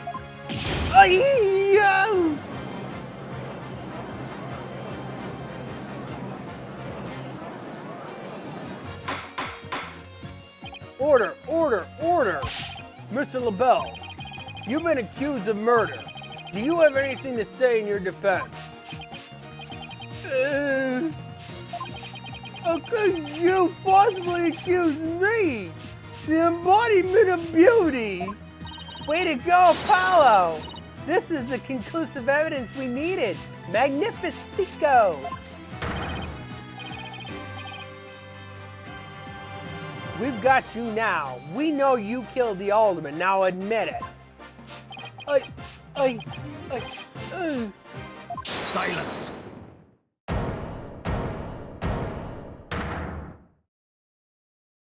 Enough of your silly games, Justice Dono. This prancing peacock could not possibly be the killer. Objection! What are you talking about? His alibi has already crumbled to dust. And I just proved that he was in the Fox chamber while it was still locked tight. Silence! Why could he have not seen the statue in its true form before the murder? After all, he was close friends with the alderman. Ergo... Yes, that's right. I clearly remember it now. Alderman Ruby told me about it. About what the statue actually looked like. I mean, he was a good friend of mine. Objection! Yeah, right. He wouldn't show you a secret gift just like that. Silence! Moreover, it has already been proven that he was not present at the scene of the crime. It has... Forgotten, have we? Recall the little scam statement, if you will. When Jinxie Tenma unlocked the Fox chamber, she saw the alderman and the mayor collapse therein, and no one else. She didn't look behind the folding screen. Oh, dang it. The fact is, if it was you two who made that apparent in yesterday's court session, thus Florent LaBelle could not possibly have been in the locked room. Ugh. No! Ah! Just don't get it. How could Jinxie not have seen LaBelle? The proof is incontrovertible. No room for debate exists. Am I not right, Mr. Your This still seem awfully conclusive. The facts point to the defendant and victim being the only people in that locked room. Moreover, the defendant has already confessed. Objection! Silence! You cannot defend the indefendable. Your role is this charade. In this charade is over, Justice Dono. But your baldness. This trial would last an eternity if we were to keep crossing blades with these simpletons. It is high time you brought down the hammer of justice. Point well made. I believe it's time to declare a verdict. This court finds the defendant, Damien Tenma,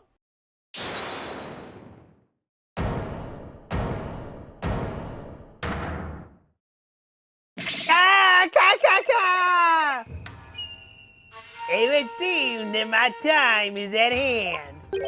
Mayor Tenma. Counselor, there is a matter to which I must testify. I recall it now only for your good grace. Counselor? Oh, right, he must be me. Has he finally remembered what happened before that blow to his head? Bailiff, don't just stand there, seize him. No good, I can't restrain him. Ka! Know me in despair, for I am Tenmataro, demon lord of the yokai.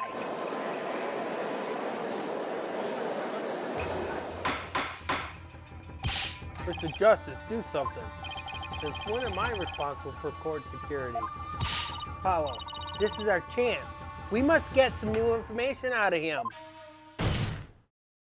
Your Honor, seeing as our client has something new to say, I believe due process demands that we hear him out, even if he is a yokai. When you put it that way, still, I believe testimony by a yokai is unprecedented in the legal world. Unprecedented is absurdity, more like. Alright then, Mr. Damien Tenma, or should I say Mr. Tenmataro, your testimony, please. I shall now speak of the recollections most real, courtesy of my lost Damien, of my host Damien Tenma. Heed these words, mortals, for hear them but once you shall. Ka!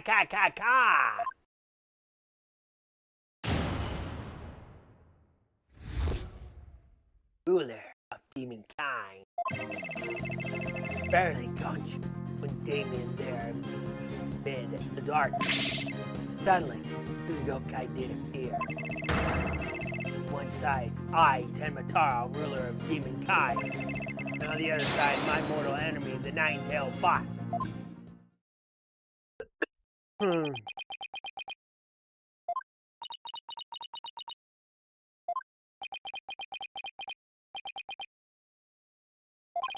So is the defendant asserting that the room he was in was very dark at the time? Strange as it may be, yes, indeed. All was in darkness. And the part about Tenmataro and the nine-tailed fox being there? Yes, that too. Tenmataro towered overhead and the nine-tailed fox glittered gold. I call animal abuse, Your Honor! It would seem the defendant's recollections are not to be trusted. Yes, well, truth be told, my host's recollections are still a bit fuzzy, as if half dreamt, that happening lingered in his mind. Paulo, maybe I can help here. Really? Oh, you mean... Yes, I can hear it. The discord in his heart. I sense an unusual emotion in the mayor's memory of the event. Okay, I just hope our findings don't come back to haunt us again.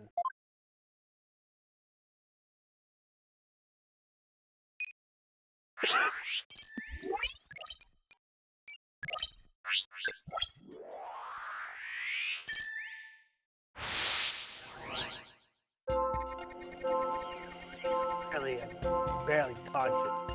Damien aimed in the dark. Suddenly, two yokai did appear.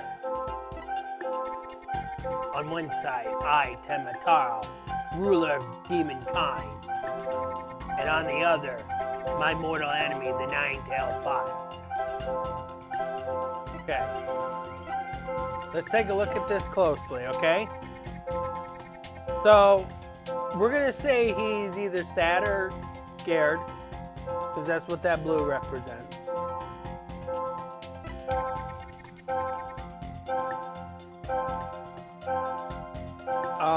I would say that this is normal. He would be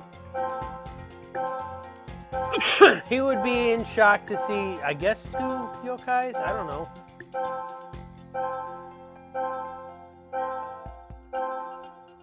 But we have to figure out what he's talking about.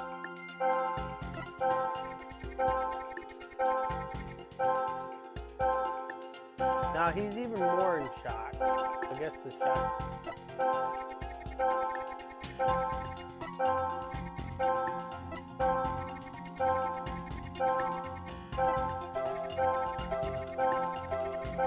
Okay, so now we got 3 emotions. What do you think, Di?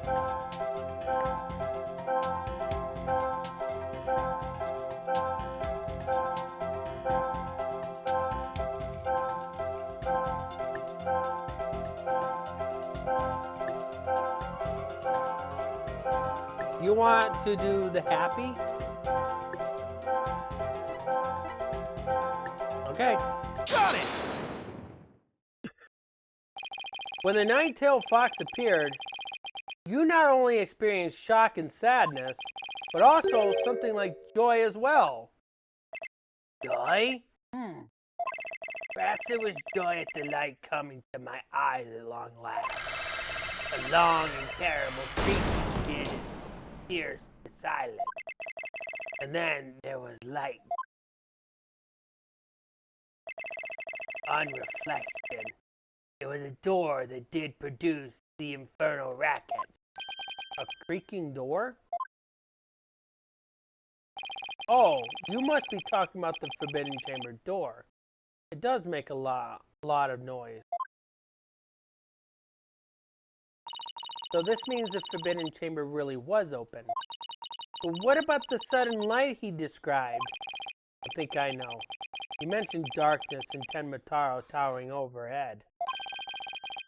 Maybe the mayor wasn't really in the Fox Chamber at the time of the crime. Mr. Mayor, did the darkness that you were in happen to be here?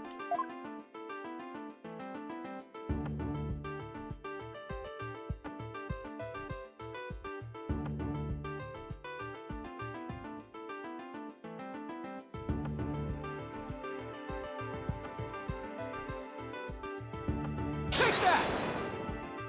The Forbidden Chamber? Was it not the Fox Chamber where the murder did occur?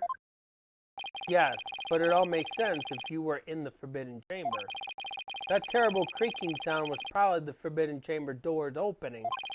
The towering Tenmataro you saw. Most likely the Forbidden Chamber statue.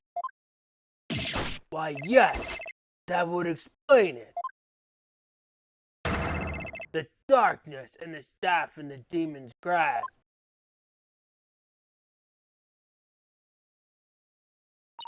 But even if all that's true, then what about the nine-tailed fox? Maybe he was seeing things, just like Jinxie and her imaginary yokai.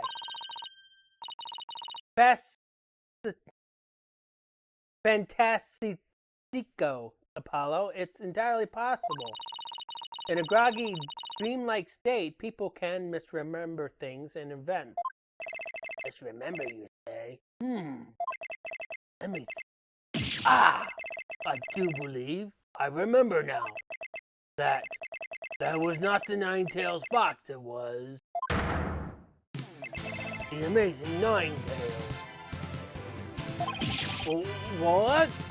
The amazing Nine-Tails?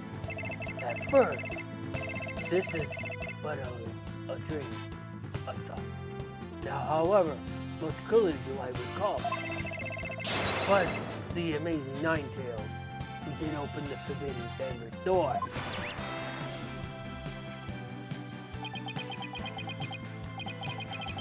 Sorry I asked. The amazing Nine-Tails? But that was the victim Alderman Cherubi, right? Yeah, but why would he open the Forbidden Chamber? Wasn't he trying to keep it sealed? Never mind that, this is completely new information. Let me enter and run an update.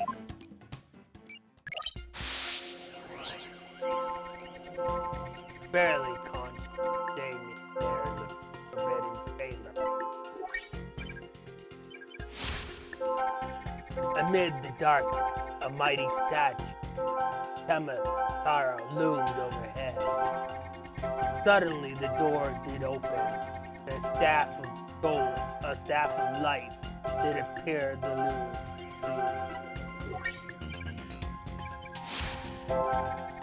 The amazing Ninetales had come to the rescue. Okay. So, which emotion do you want to test out, Dai?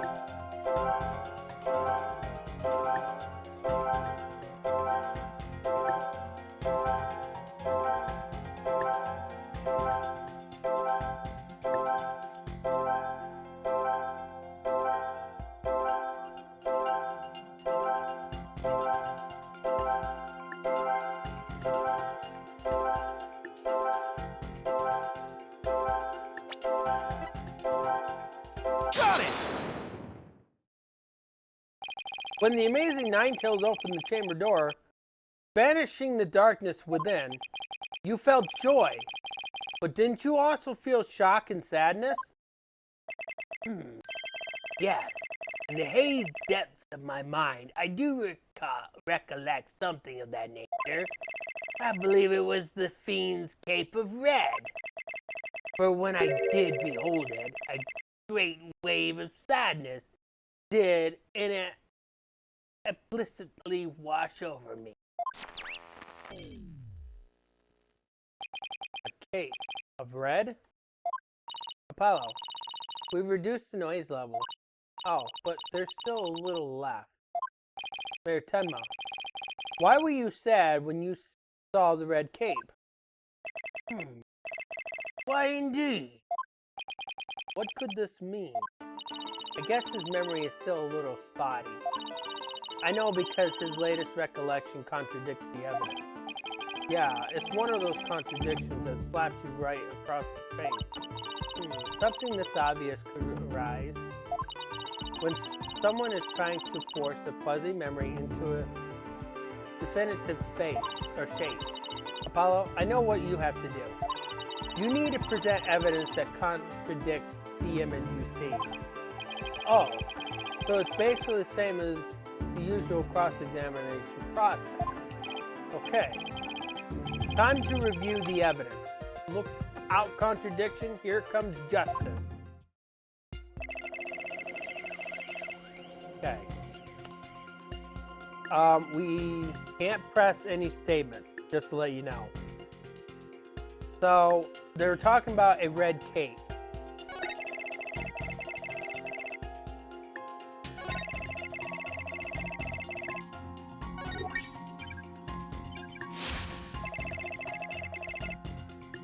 Oh, I got ahead of you, Dai. So, they're talking about the red cape.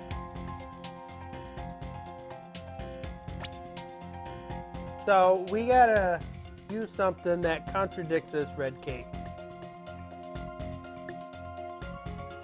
Because this is definitely the statement they're talking about.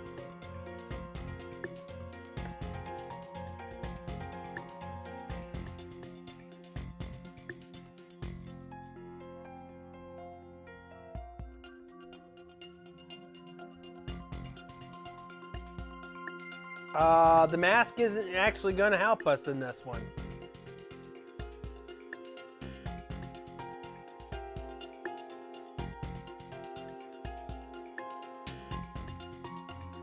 Maybe I should make it easier on you. Does this help you?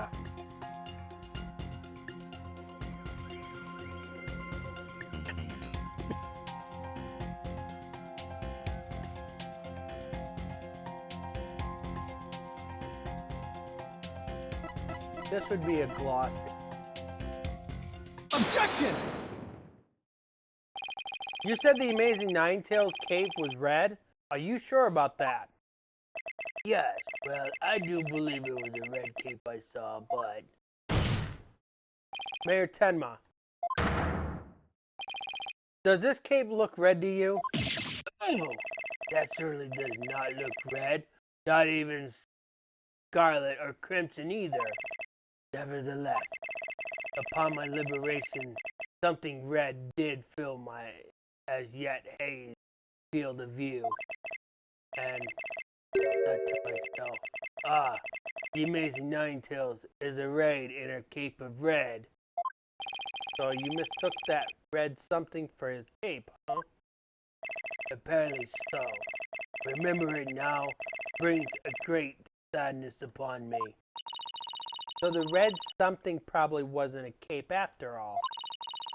Maybe that great sadness he mentioned is what's interfering with his memory. Well, he would have seen the fox chamber behind the amazing Ninetales. What red object could he have seen there that would have been that shocking? I know.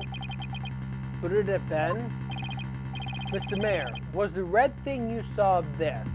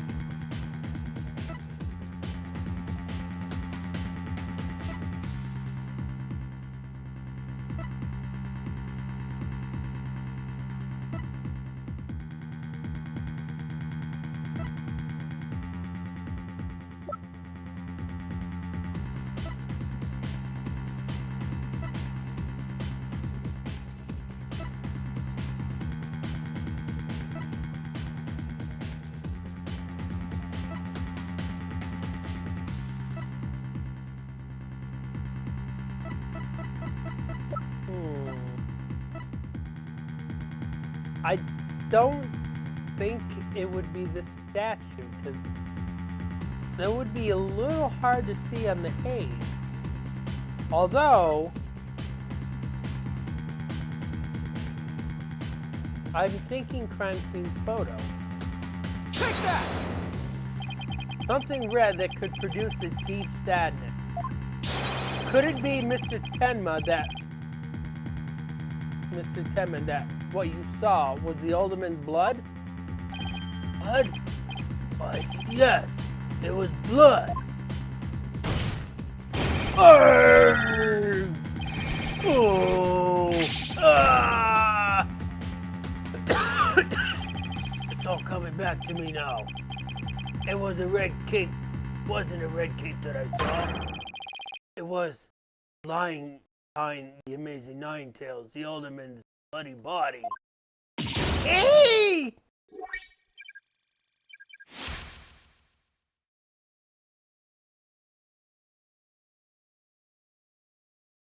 Oh. So who was the amazing Ninetales? No, I'm not spoiling anything. His noise level is down to 0. I think he's remembered everything now. Does this mean the amazing Ninetales killed Alderman Karubi? The Alderman was the amazing Ninetales. So how exactly would that work? Hey, I asked you first.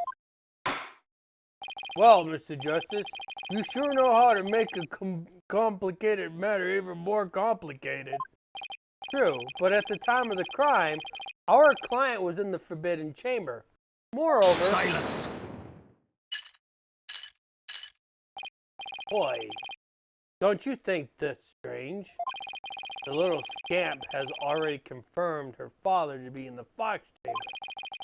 But she said not about seeing the amazing Ninetales there. Ah! You just had to bring that up, didn't you? Binksy didn't see LaBelle there either. It's so weird. Who really was in that room then? Would the defense care to share some theories with the court? Can you explain the inconsistencies between the defendant's testimony and his daughter?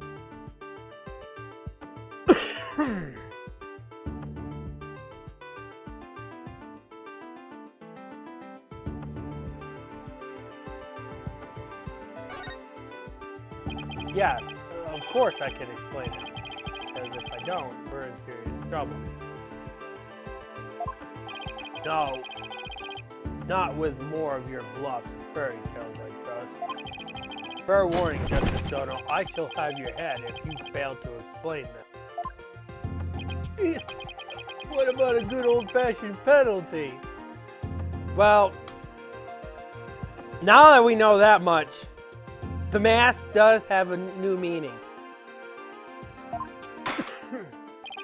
Well, Mr. Justice, let's see if you have a head worth keeping on your shoulders.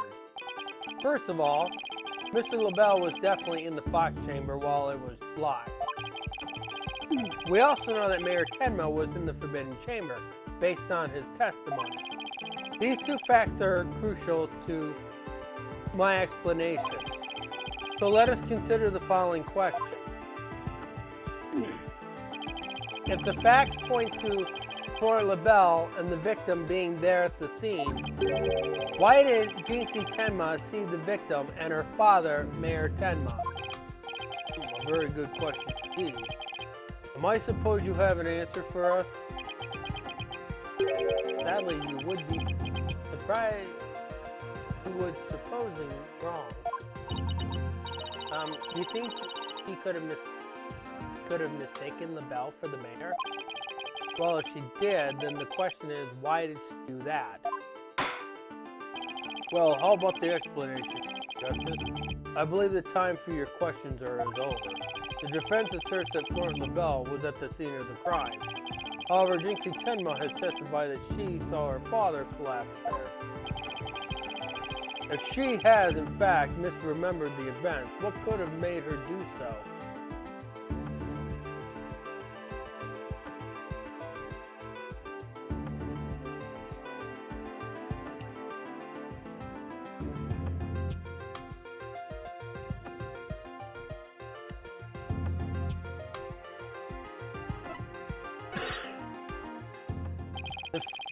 The figure Miss Tenma saw was not her father. It was Florent LaBelle disguised as Damien Tenma. Silence! That is a complete impossibility. Their faces are utterly unalike. How could you explain that away with a mere disguise? Yes, they both do have incredibly distinctive faces. And maybe the disguise completely hid his face? I think Jinxie would have mentioned if she couldn't see her father's face. And if it was a sort of disguise, wouldn't she have removed it? Oh, right. Your sword is as dull as your mind, Justice Dono. Shall I show you what a truly sharp blade is capable of? I think I'll pass. Ah! Ah!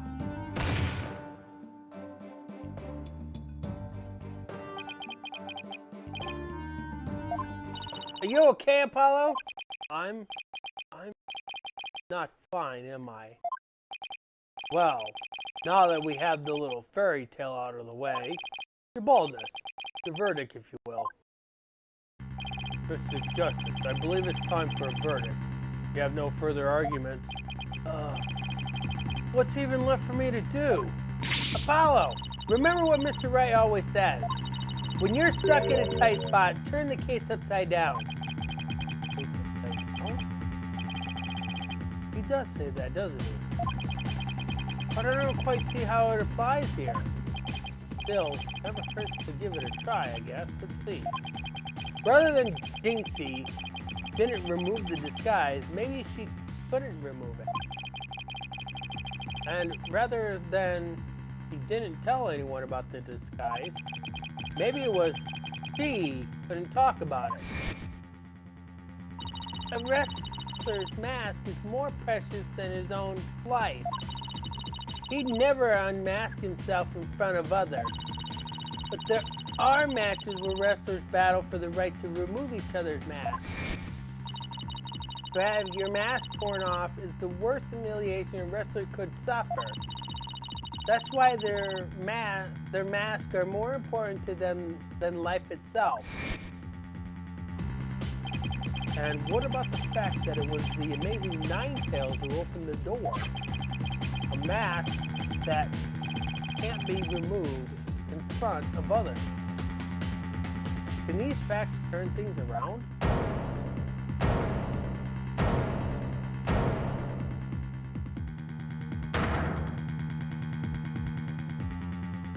Ah!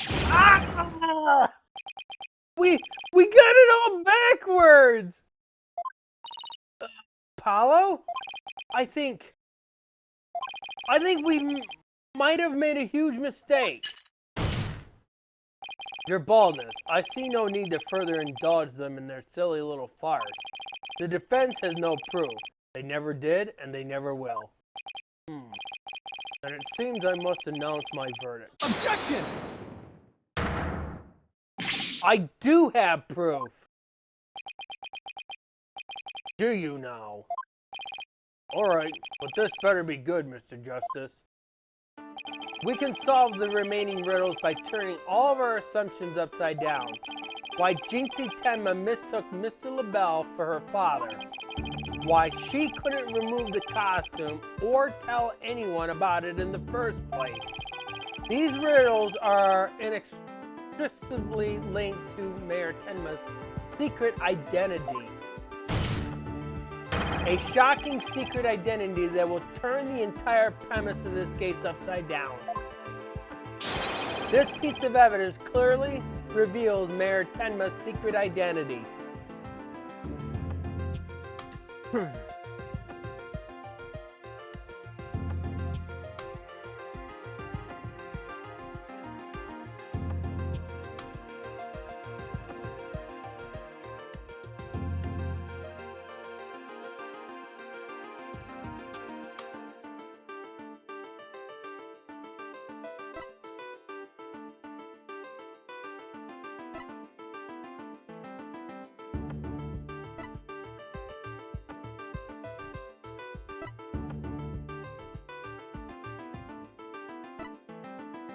I believe this one there's actually two pieces of evidence we can actually use.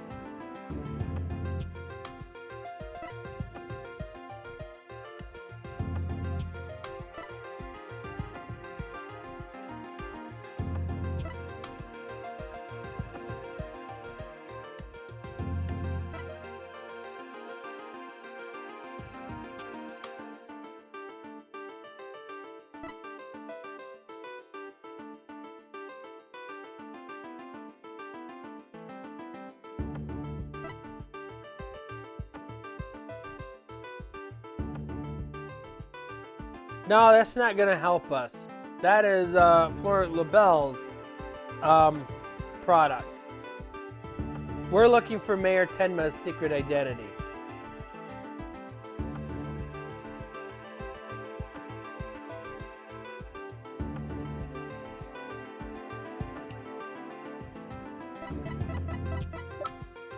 Take that! What absurd claptrap! Poppycock Boulderdash. We thought the alderman was the amazing Ninetales and the mayor was Tenmataro. That's why we believe the mayor killed the alderman in his lust for Ninetales Vale. And it was the basis for the prosecution's entire case against our client. However, we got the whole thing backwards. Mayor Tenma wasn't Tenmataro at all. He was the amazing Ninetales.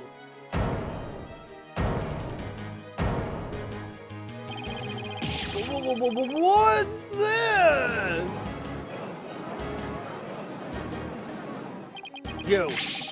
You'd best explain yourself, Justice Dono.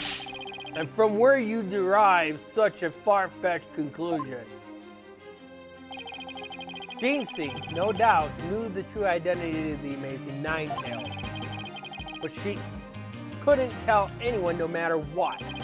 That's why she didn't say it was the amazing Ninetales he saw passed out. Even though, unbeknownst to her, it was really Thorn LaBelle in disguise. Silence! The accused and that deceitful dandy are utterly dissimilar in physical build and voice. This little scamp would have seen the difference. Objection! Remember, Mr. LaBelle has his very own brand of cosmetics. Why couldn't he fake a different body, different build too? And anyone speaking through a mask would naturally sound different. Silence! Why did she not simply pull the mask off? Objection! A masked wrestler's disguise is more precious than life itself. As a huge fan of the amazing Ninetales, she would never dare unmask him. Gah! Ah! This case of mistaken identity also explains the riddle of the locked room. Then by all means, Mr. Justice, answer it for us already. First, Mr. LaBelle entered the room where the mayor and the alderman were talking. I suspect he brought with him coffee laced with some sort of sedative. Once the alderman was out cold,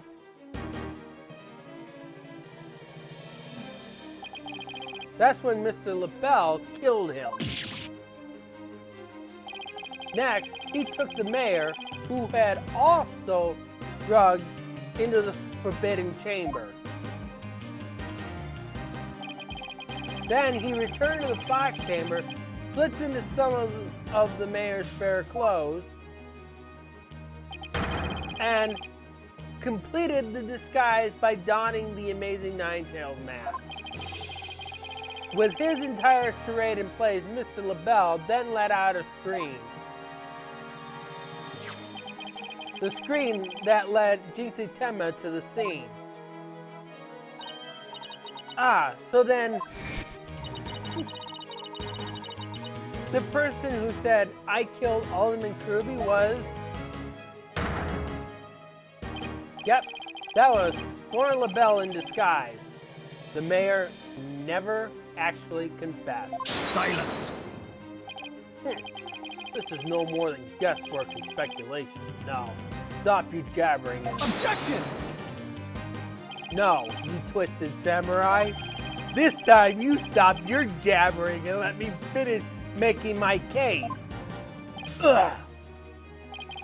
Once Miss Tenma left the scene, Mr. LaBelle, still wearing the mayor's clothes and mask, opened the forbidden chamber,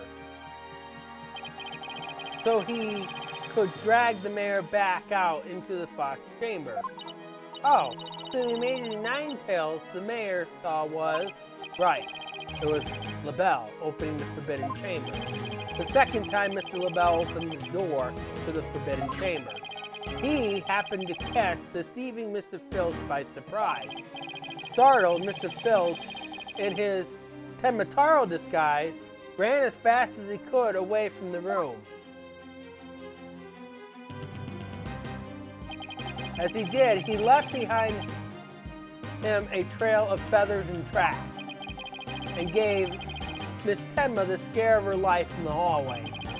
With no one left to witness the events that had occurred, Mr. LaBelle then proceeded to drag the sleeping mayor back into the fox chamber. I see. Well, that all certainly does make sense. Then, after dragging the mayor back into the fox chamber, Mr. LaBelle threw the mask out the window and fled the... Silence! For this absurd theory to work, it requires that the defendant be the Amazing Nine-Tails. However, he was the one pushing for the municipal merge. That such an individual could possibly be the Amazing Nine-Tails is preposterous. Objection! The mayor was blackmailed into pursuing the merger. Miss Tenma's life would have been in danger if he had openly voiced his opinion. That's why he created a secret identity as the Amazing Nine-Tails. Ah! This is madness! No one could possibly have such an insane plot. No one that the killer is insane as his plot. And I'd say Florent LaBelle more than qualifies. Foolish mortal, if it is at your own peril that you forget who I am. Mayor Tenma, it's okay now. Jinxie will be safe just as soon as Mr. LaBelle is arrested. You are the Amazing Nine-Tails, aren't you?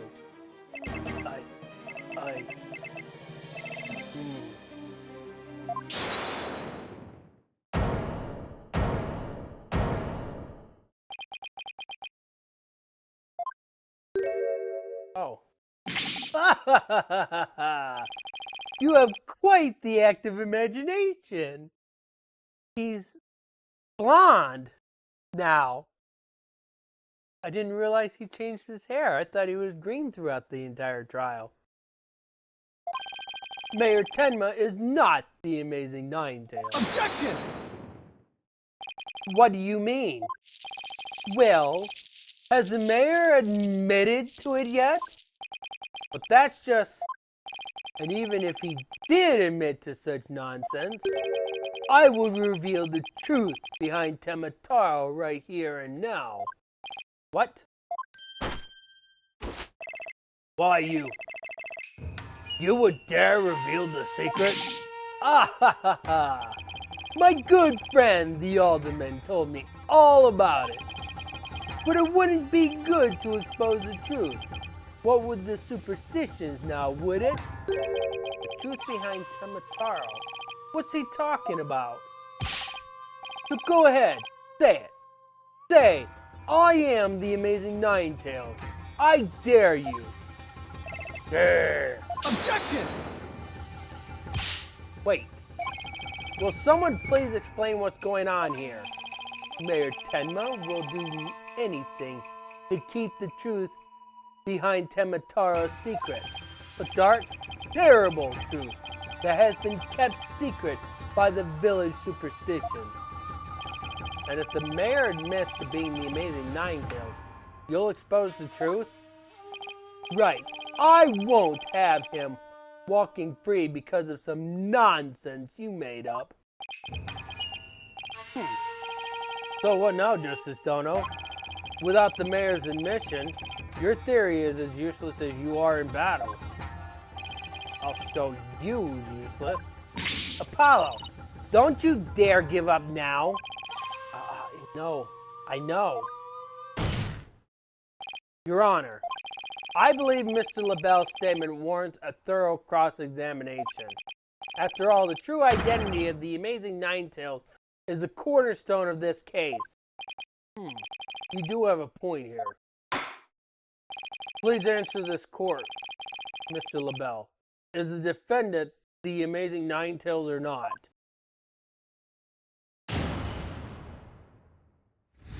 The Amazing Nine-Tails' true identity.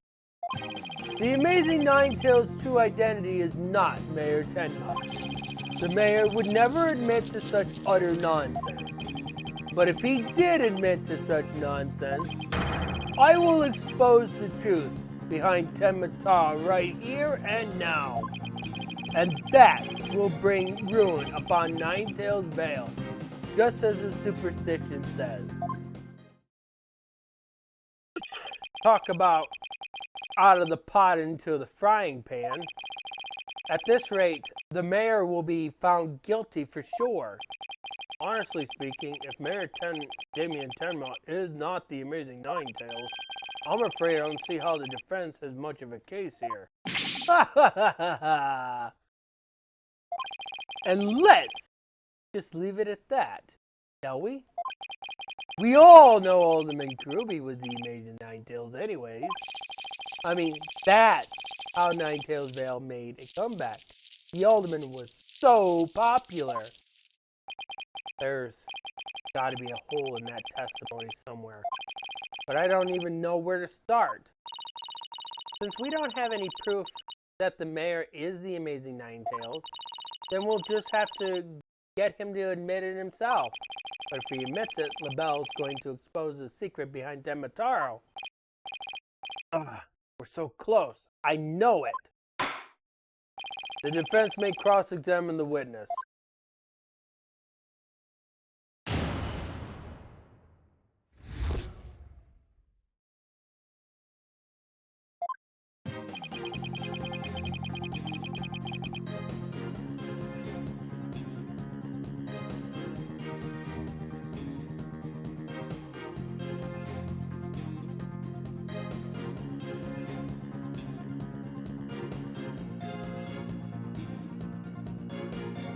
Hold it! This whole case only makes sense if the mayor is the Ninetales Vale, or the amazing Ninetales. I know you used his mask to create the illusion of a locked room murder. Silence! Nothing more than idle speculation. With no evidence, now have you? Objection! Mr. LaBelle knows what this statue originally looked like. That means he had to be in the fox chamber while it was still locked tight.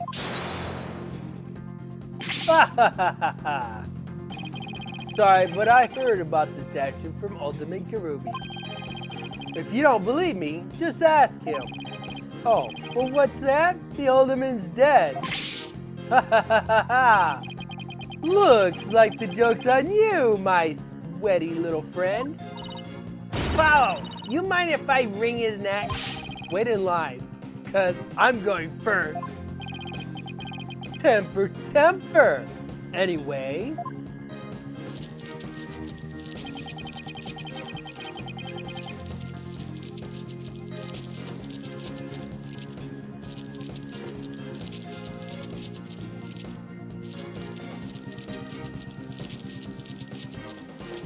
Hold it! The only nonsense here in this court is you and your assertion. Such anger is terrible for the skin, you know. Beauty is like a flower that blooms forth from a serene heart. Excuse me? I wouldn't expect a wilted peasant like you to understand. Perhaps this Florence, or fragrance, will help the blossom within you bloom. Ah! You liked that, didn't you? Enough jabbering about blossoms and whatnot. Get on with your testimony before I slice you into a bouquet of cut flowers. Oh dear, please excuse me. As I was saying, the assertion of our wilted attorney here is utter nonsense.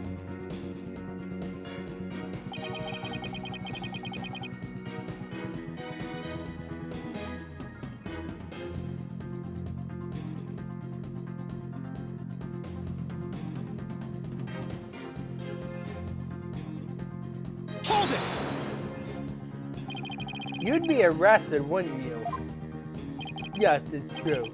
I would be sacrificed upon the altar of justice despite my innocence.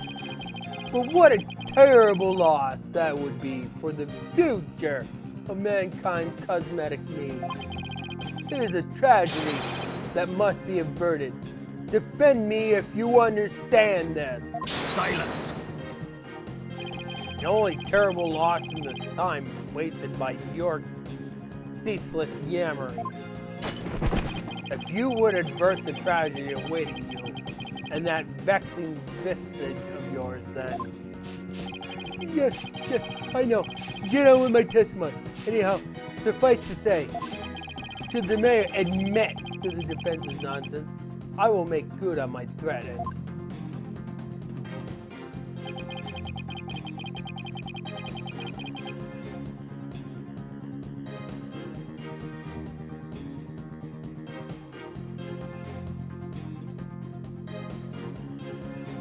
Hold it! And just how did you learn of this so-called truth behind Temataro? Alderman Kirby told me all about it. The secrets of the Forbidden Chamber and the truth behind Temataro. Why would he share secrets like that with you, Mr. LaBelle? Because of the Alderman's wife. I was looking after her while she was hospitalized. He appreciated so much, he shared the secrets with me. Wait, did he threaten the Alderman in addition to the mayor? Don't tell me that's how he learned about how to open the Forbidden Chamber. Needless to say, I'm not above revealing the truth behind Temataro.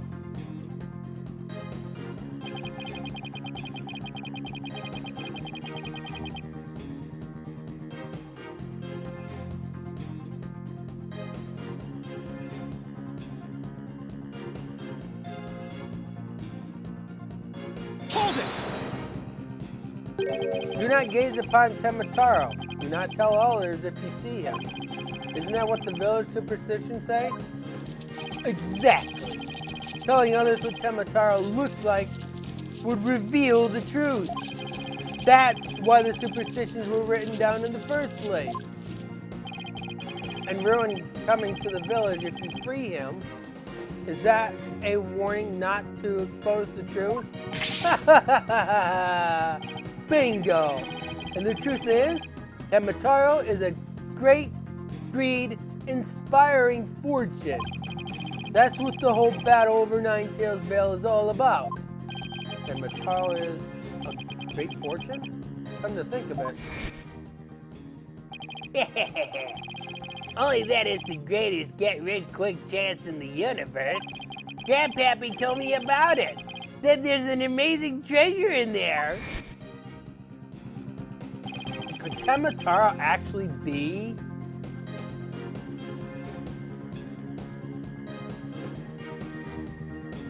The answer is obvious in this one, Di.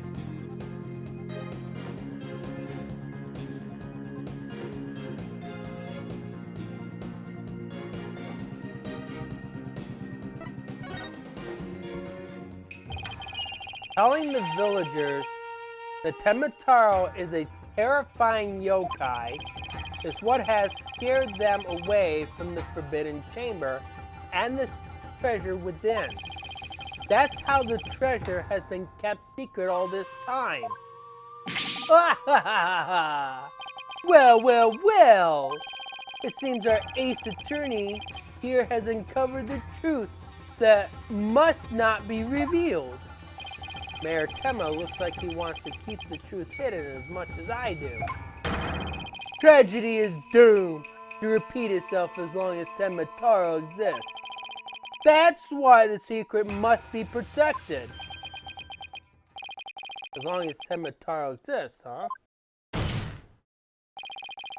Mr. LaBelle, please add that statement to your testimony. Tragedy is doomed to repeat as long as Temataro exists.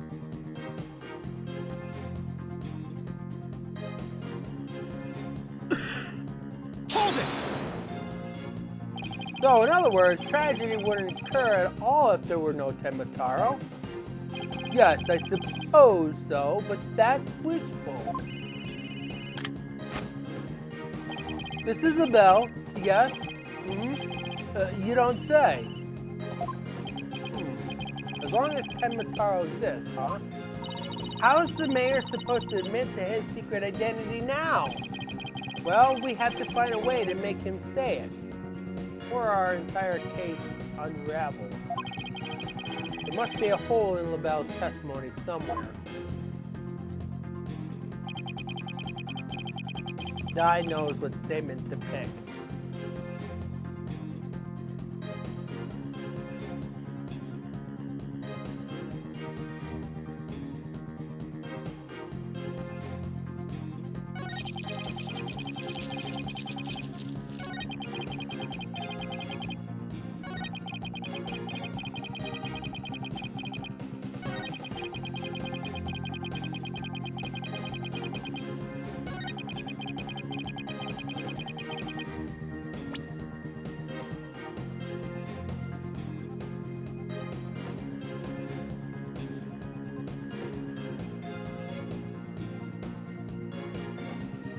Now it's time for the evidence.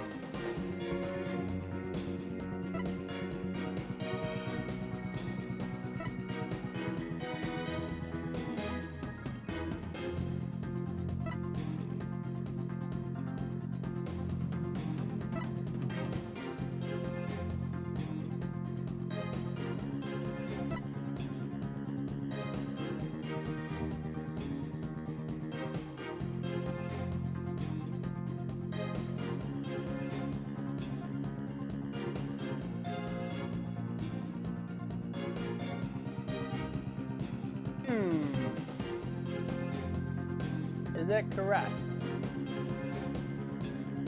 Because, as the description says, this figure is left behind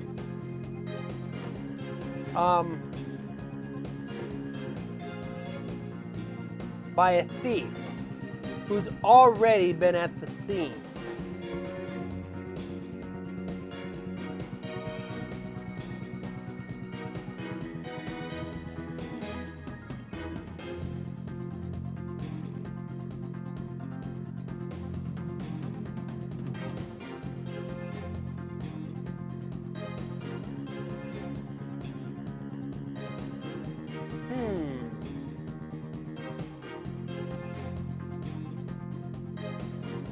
We picked this one and it's wrong. We're going to be penalized. Objection! Mr. LaBelle, what if Temataro no longer existed? Revealing the truth would no longer be an issue, would it? If Temataro no longer existed... What on earth are you talking about? Oh, apparently you haven't heard. Temataro no longer exists. But I guess you didn't get to do a thorough search after the key was taken from you. Because when we searched the Forbidden Chamber, there wasn't any treasure there. Really? Well, maybe you weren't looking in the right place. Sorry, but I have proof that Temataro no longer exists. Take a look at this figure. What do we have here? Looks like some sort of creature. We found this in the Forbidden Chamber. It's an Azuki Kozo figure. The great thief Azuki Kozo used to leave them at the scene of his crime. Are you suggesting that the Temataro has been stolen? Yep. Venus Filch's grandfather, a master thief, was the culprit. And by that hideous, moronic caretaker's grandfather, no less. I know! My beautiful golden Temataro was... The greed inspired by Temataro can no longer bring ruin upon Ninetales Vale. Isn't that right, Mayor Tenma? The root of tragedy would indeed seem to be gone. In fact, I now recall the old man revealing the secret to me on the day of our meeting. Must have been speaking of Temataro, for he said to me the gold ingot was gone. The gold ingot? You mean the treasure that is Temataro's true form? Recall, if you will, the scroll in the Forbidden Chamber. Temataro is the yellowish object shown there. A giant gold ingot that may mess this ancestors bestow upon Ninetales Vale. In return for that gold, my ancestors did receive from Ninetales Vale land that would become Tenma Town, would drive the villagers mad with greed, did that great fortune. Bitter was their greed-fueled battle. It was as if they were possessed. My ancestors' gold became as a curse upon their village, a curse of rain. Thus, it was the yokai Temataro came to be. So, Temataro and the village superstitions were merely fairy tales to scare people away? Fairy tales or not, Temataro made quite the mess of things. Yes, indeed, for there is no greater monster than a mortal man's lust for gold. Well, you know what they say, the love of money is the root of all evil. My ancestors did bring a terrible thing here to Ninetales Vale. A thing so terrible that Temataro, a monster just as terrible, had to be created to keep it a secret. Yet, we have naught but love for the little village to which we owe our very existence. Temataro would never seek to take over Ninetales Vale in a merger. Oh my, that was quite a shocking lesson in history. Mr. Mayor, now that we know that Temataro no longer exists, are you ready to admit your secret? You are the amazing Ninetales, aren't you? No! Don't do it! Please, no!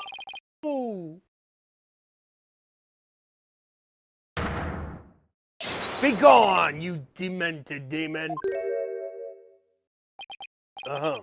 Now where was I? The Golden Lord of Yokai, the amazing Ninetales, is indeed me.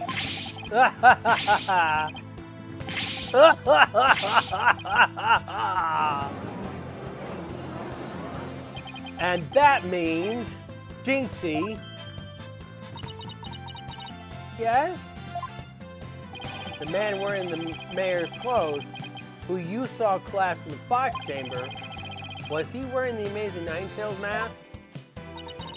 So that's what made me think it was Papa.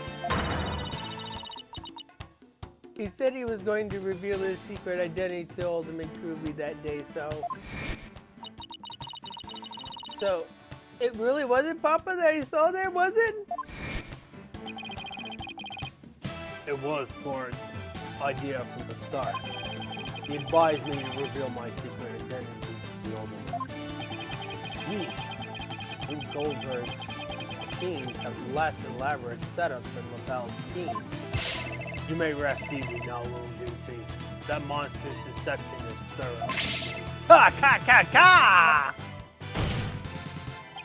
The true facts behind this case have finally come to light. Mayor Tenma did not kill Alderman Kruby, but Florent LaBelle did. How? dare you, peasant? No!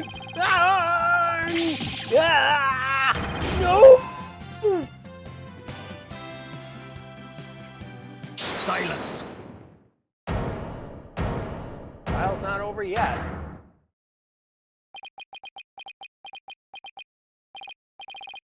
Justice Dono, you should at least have a real blade in your hand if you desire to cross swords with me. Have you mistaken this battlefield for a training ground? What's this guy want now? Evidence is like a razor-sharp blade that cuts through bone, though it were butter. You have only blind guessed, dull blade incapable of cutting even a cake. He has you there, Mr. Justice. After all, evidence is everything in a court of law. What? They're right. Let's see some evidence. Of course, a perfect being like me wouldn't leave any incriminating evidence behind.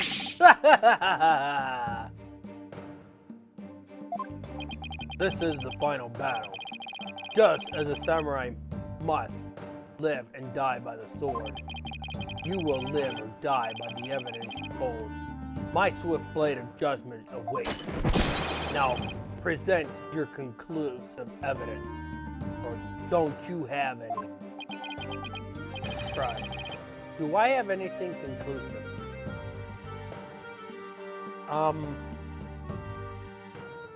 This is going to trick you, Die.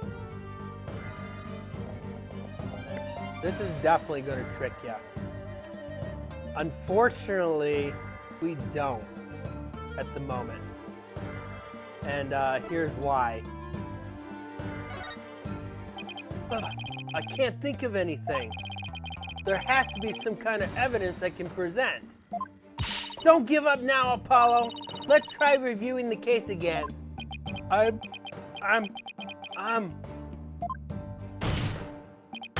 fine. She's right. I can't give up now. This whole trial would have been for nothing. I know there has to be some conclusive evidence somewhere. I told you you have to say no on that one. Let's review the facts. The most damning evidence against the mayor was the crime scene itself. The mayor and the victim were the only two people found in the room. Also, we all thought the ultimate was killed because he was the Amazing Nine-Tails. But as we know now, of course, we were way off. The Amazing Nine-Tails is really Mayor Damien Tenma. That's why when his daughter Jinxie saw the Amazing Nine-Tails collapse at the scene, she mistook him for her father. Those are the facts as we have revealed. However, Mr. LaBelle asserts that he did not leave any evidence at the scene of the crime. But he didn't say anything about evidence outside the crime scene. Maybe he isn't as clever as he thinks he is. Does any of the evidence found outside the crime scene prove any clues?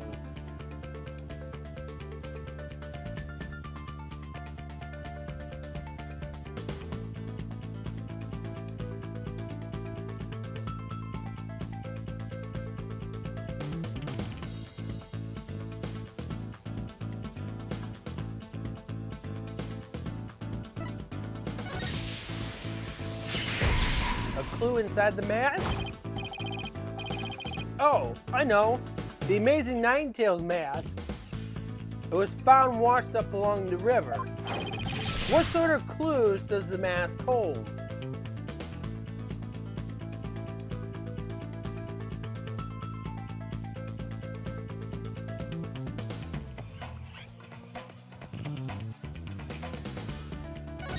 Right. White hair in the mask. And what about the hair left in the mask? Who does it belong to?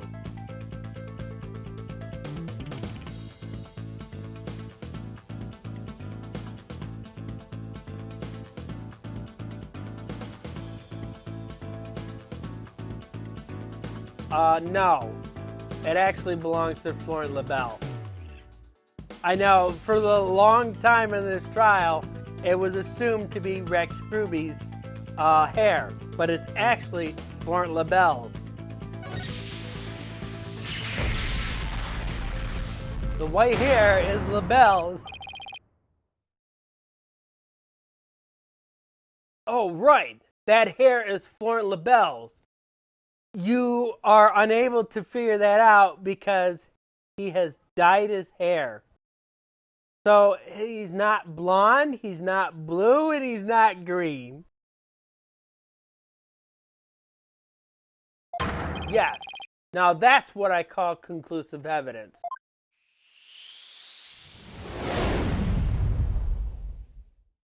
Well, Mr. Justice, do you have any conclusive evidence to present to the court? Of course I do.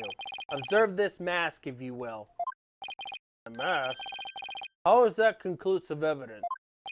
It's not the mask itself, but the white hair inside it. We originally thought it belonged to Alderman Rex Ruby. Yes, but the Amazing Ninetales, as we now know, is Mayor Tenma, so that is correct. So the question is, whose hair could this be?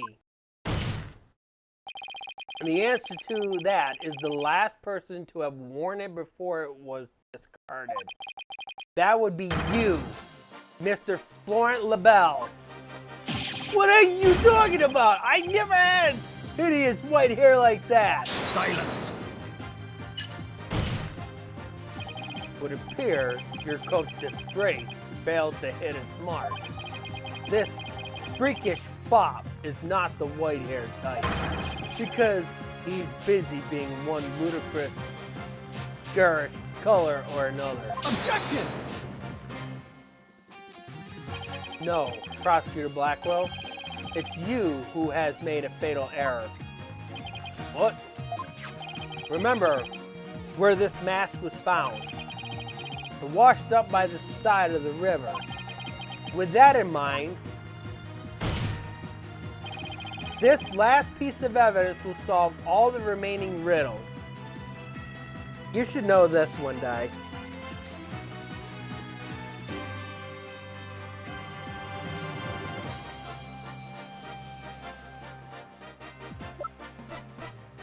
Take that! This! What is that? This is Mr. LaBelle's own private brand of hair color. It washes out with just water. The court will also recall that the Amazing Ninetales mask washed up along the side of the village river with the white hair inside it. Are you saying that pre-ending Peacock's hair color is... That's exactly what I'm saying. Mr. LaBelle's hair color is a freaky work of fiction. But thanks to the river flow through Ninetales Vale, we now have a real-life expose. Ah! The white hair in this mask is conclusive evidence proving you're the real killer. A DNA test is all we need to prove it, and we both know we'll get a match. Admit it. Florence LaBelle, you were the one who killed Alderman Rex Ruby. You peasant, how dare you! You profited my beauty and you terribly. No, my makeup!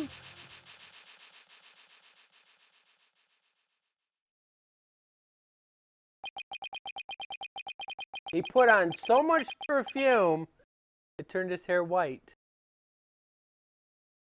Now he looks like a thing from Creepypasta, doesn't he, Di?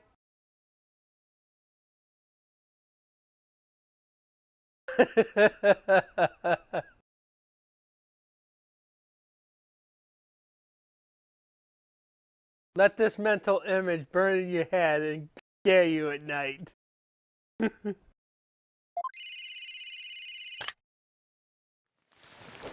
Hello, this is LaBelle. What? The product? is off. This is the bell. The sponsors have pulled out. The bell speaking. I'm fired. You mean I'm no longer Mayor Tenma's aide? Hello? This is the bell. What? There's a stratospheric damage claim against me? I don't think the perfume would go that far in the air. $100 million? I'm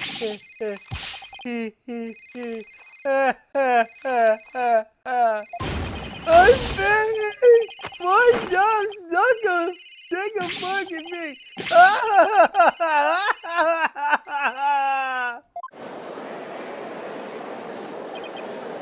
This is preposterous. I summon Blackwell. Defeated? Order! Order! Order in the court!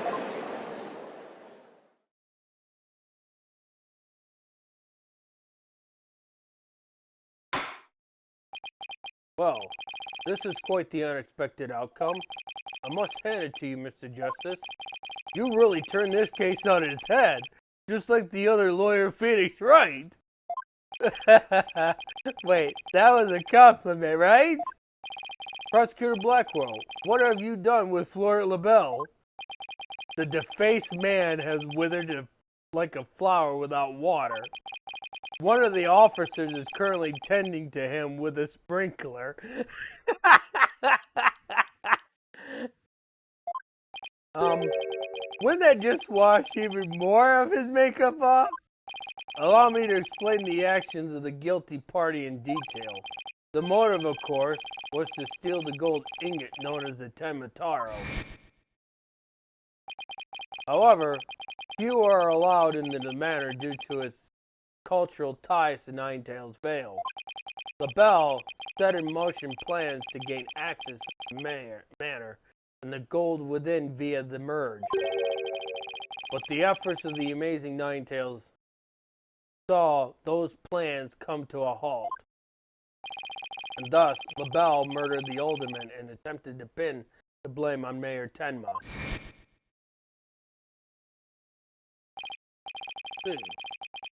But what I still can't comprehend is why would he go after the gold in the first place? Mr. LaBelle doesn't look like someone who is in need of financial aid. Well, he is now. He's $1 million in debt. LaBelle hid his past well, much like he hid his beauty with makeup. He's mirrored in debt. Debt due to pouring money into a brand only he could love, which is why he sought the gold with such ferocity. Too bad for him, someone else had gotten to it first anyway. See, very well then. I believe it's time I declared a verdict. This court finds the defendant, Damien Tenma,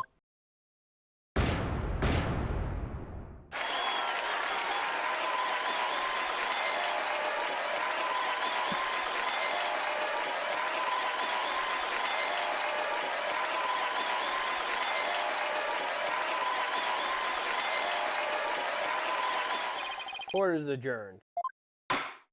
You're gonna like the ending of this, Die. Probably will make you cry. Happy tears. April 19th, 1:23 p.m. District Court, Defendant Lobby number 3. That was some seriously good lawyering, Apollo. Even I didn't see that coming. Just got lucky, I guess.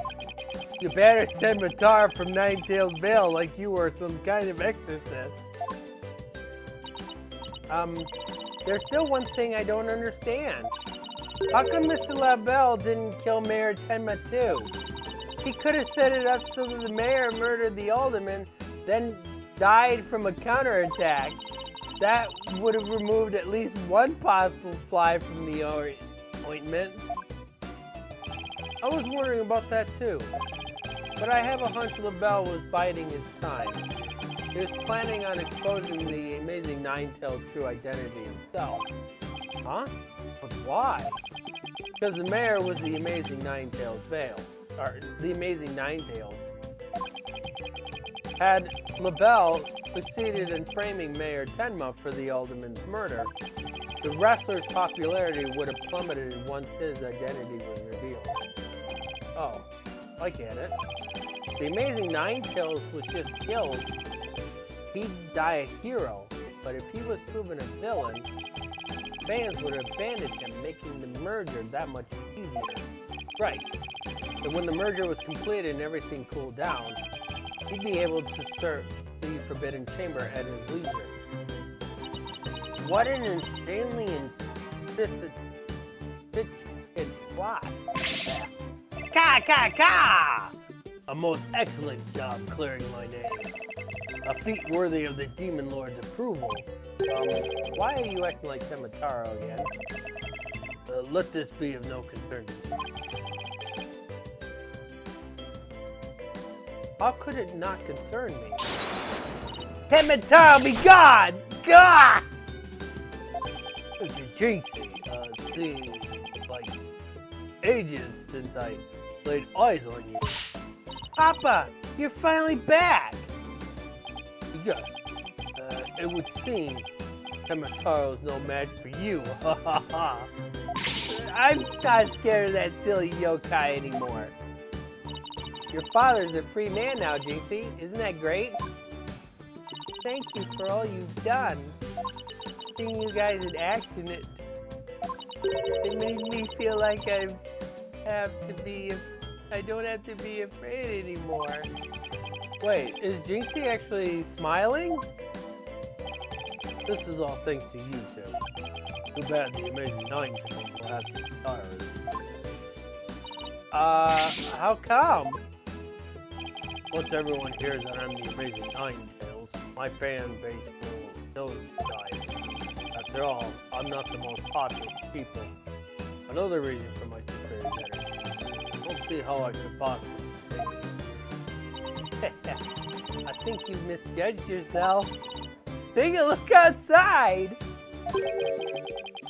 Say, now that you mention it, what's all that noise on? A big crowd gathered outside the courthouse once the news broke.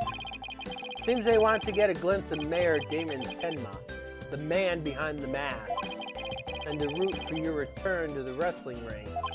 Rooting? For me? I thought I was nothing more than a male factor in their eyes. The only one who really matters is Jinxie. Show her how cool you are, really are. Yeah, you're the coolest when you're out there fighting in the ring, Papa. Jinxie. Here, I think you'll be needing this. Di, do we really need to figure out what piece of evidence to give him?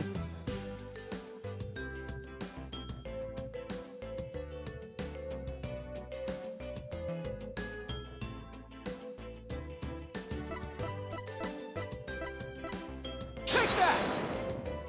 Thank you. Now, if you'll excuse me. I don't want to keep my fans waiting.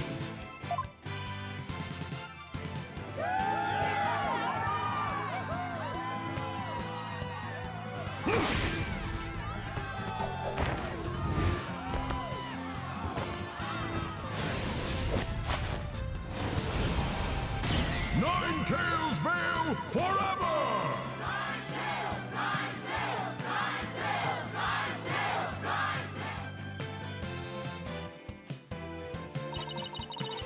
I sure hope they can settle the problem between Tenma Town and Ninetales Vale. Me too. I'm sure they'll be fine after all. The blackmailer slash killer is behind bars and the merger is no longer an issue. Plus, the amazing Ninetales is obviously still a hit, and I suspect Ninetales Vale will be too. It's all because we believed in our client, just like you said. Okay, people. Now that we got that one in the bag, let's go get something to eat. I'm starving. Sounds good. I've been so nervous I haven't eaten since yesterday. Better keep eating, Apollo, or you might have to start looking up at me. Huh? I'm definitely past my growth phase, and you should be past yours too. Are you kidding me? I'm just getting started. Ready or not, it's face stuffing time. Keep eating like that, and the only direction you're gonna go is sideways. Very funny. But I've got a hollow leg. I can eat as much as I want without gaining an ounce. Really? Wow. I can't wait to see that. Me too. Calories. Just let him try to stick on me. Alright, already you two. Let's get going before the old man closes shop. Adoon's Noodles isn't an all-night stand, you know. I'm with Mr. Wright, let's go. I've been waiting to have a bowl from there ever since Mr. Wright told me about them. Well, what are we waiting for? The noodles are on me today, so expect some serious eating from you two. If Maya was in this group, what do you think they would be having, Di?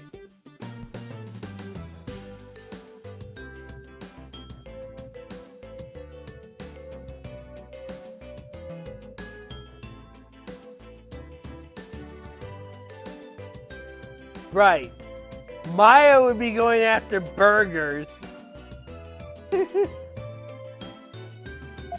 Yay! Thanks, boss! I won't let you down. Athena had no idea what she's getting into. Miss Aldoon's noodles are so hot and salty, 2 bowls would kill a man. That was our first case together, and it felt like nothing could bring us down after that. Oh, the dark age of the law seems so distinct, so irrelevant to our small, cozy office. But little did I know that it had been lurking all along, right there behind us. The first time it made itself known was during the murder at Themis Legal Academy. A case would mark the twilight before the dark, cold night that was to come.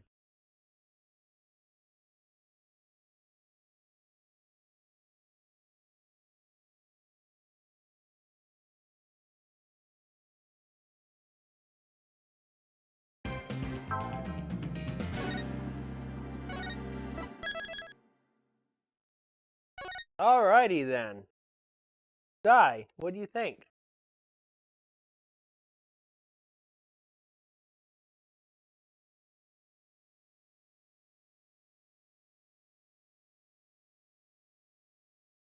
You liked it? Another case solved, another episode done. We're going to go to the Themis Legal Academy next Monday. Yes, of course it's next week, Phoenix.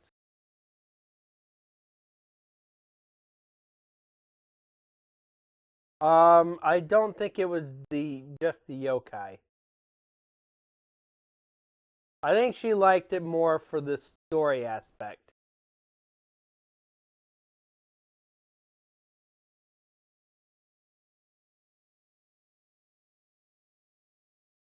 You don't think it went as long as I thought?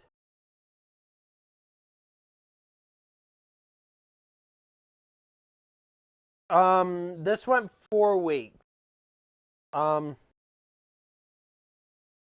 What did I say? This episode might hang past 11?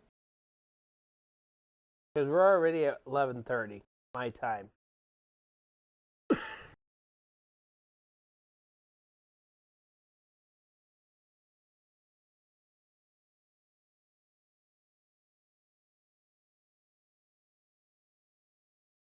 Yeah, so yeah, it's going on 11:30 my time.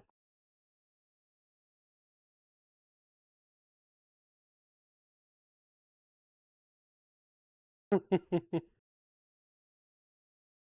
right. One episode down. Episode 3 starts next week.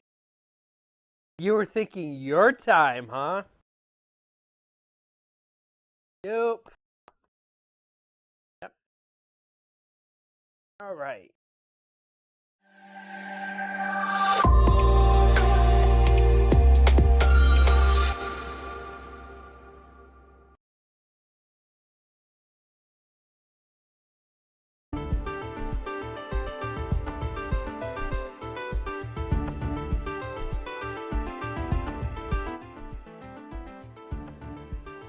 Okay.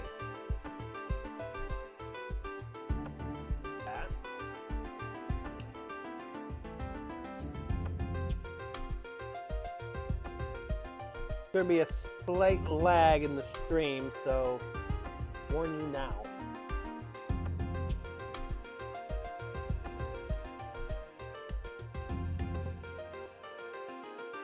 Okay.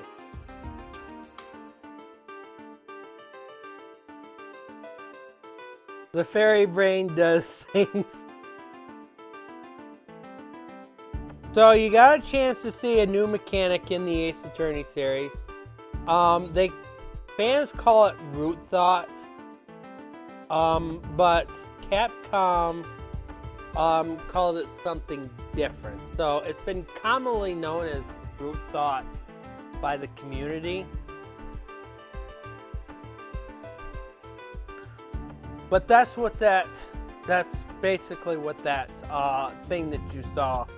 That's something they added into the Ace Attorney series to give it a little bit of more gameplay, I guess.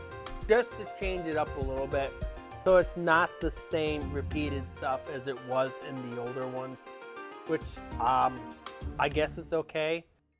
I'm not a 100% fan of the little root thought thingy. I mean, they don't have to remove it. It's not really changing the game that much. Just something they just add. Okay. But as I was saying, that with Ace Attorney 7 that they're developing, they should probably merge the Ace Attorney Investigation and the original Ace Attorney series together. So like, we're walking the crime scene, looking at evidence, because now that we're going to be going on a more powerful system, we will be able to have both. Be able to control the character on the crime scene, be able to look at things, being able to see more of the crime scene instead of being confined into a little square like we've had in the past. That's what I want to see from Ace Attorney 7. I think it would be interesting that they implemented that, because the investigation does need a lot of work. I understand with it being on handheld, they were limited, and we couldn't have that much freedom with what we had to work with. But I do love the investigation portion of the Miles Edgeworth games, which is what I want to see in the future Ace Attorney game. You want to see that in the future Ace Attorney games, I still have the courtroom session, because courtroom session is what everybody wants.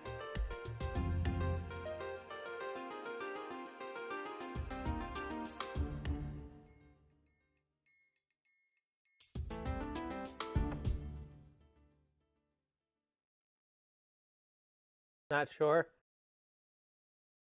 I mean, it would expand the series more, and it would develop the series more.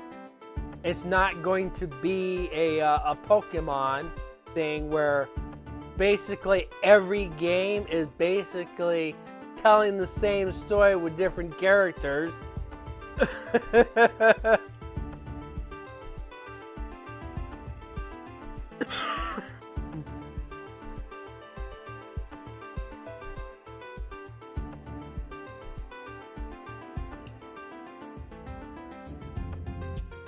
You know what I mean. So, what's happening this week? Tomorrow is going to be Minish Cap. Wednesday is going to be Dot Hack GU again. Thursday, we're going to be working on Castlevania. I did get a little bit of info that may help me progress further. We're going to work on that on Thursday. And what's Friday, Die?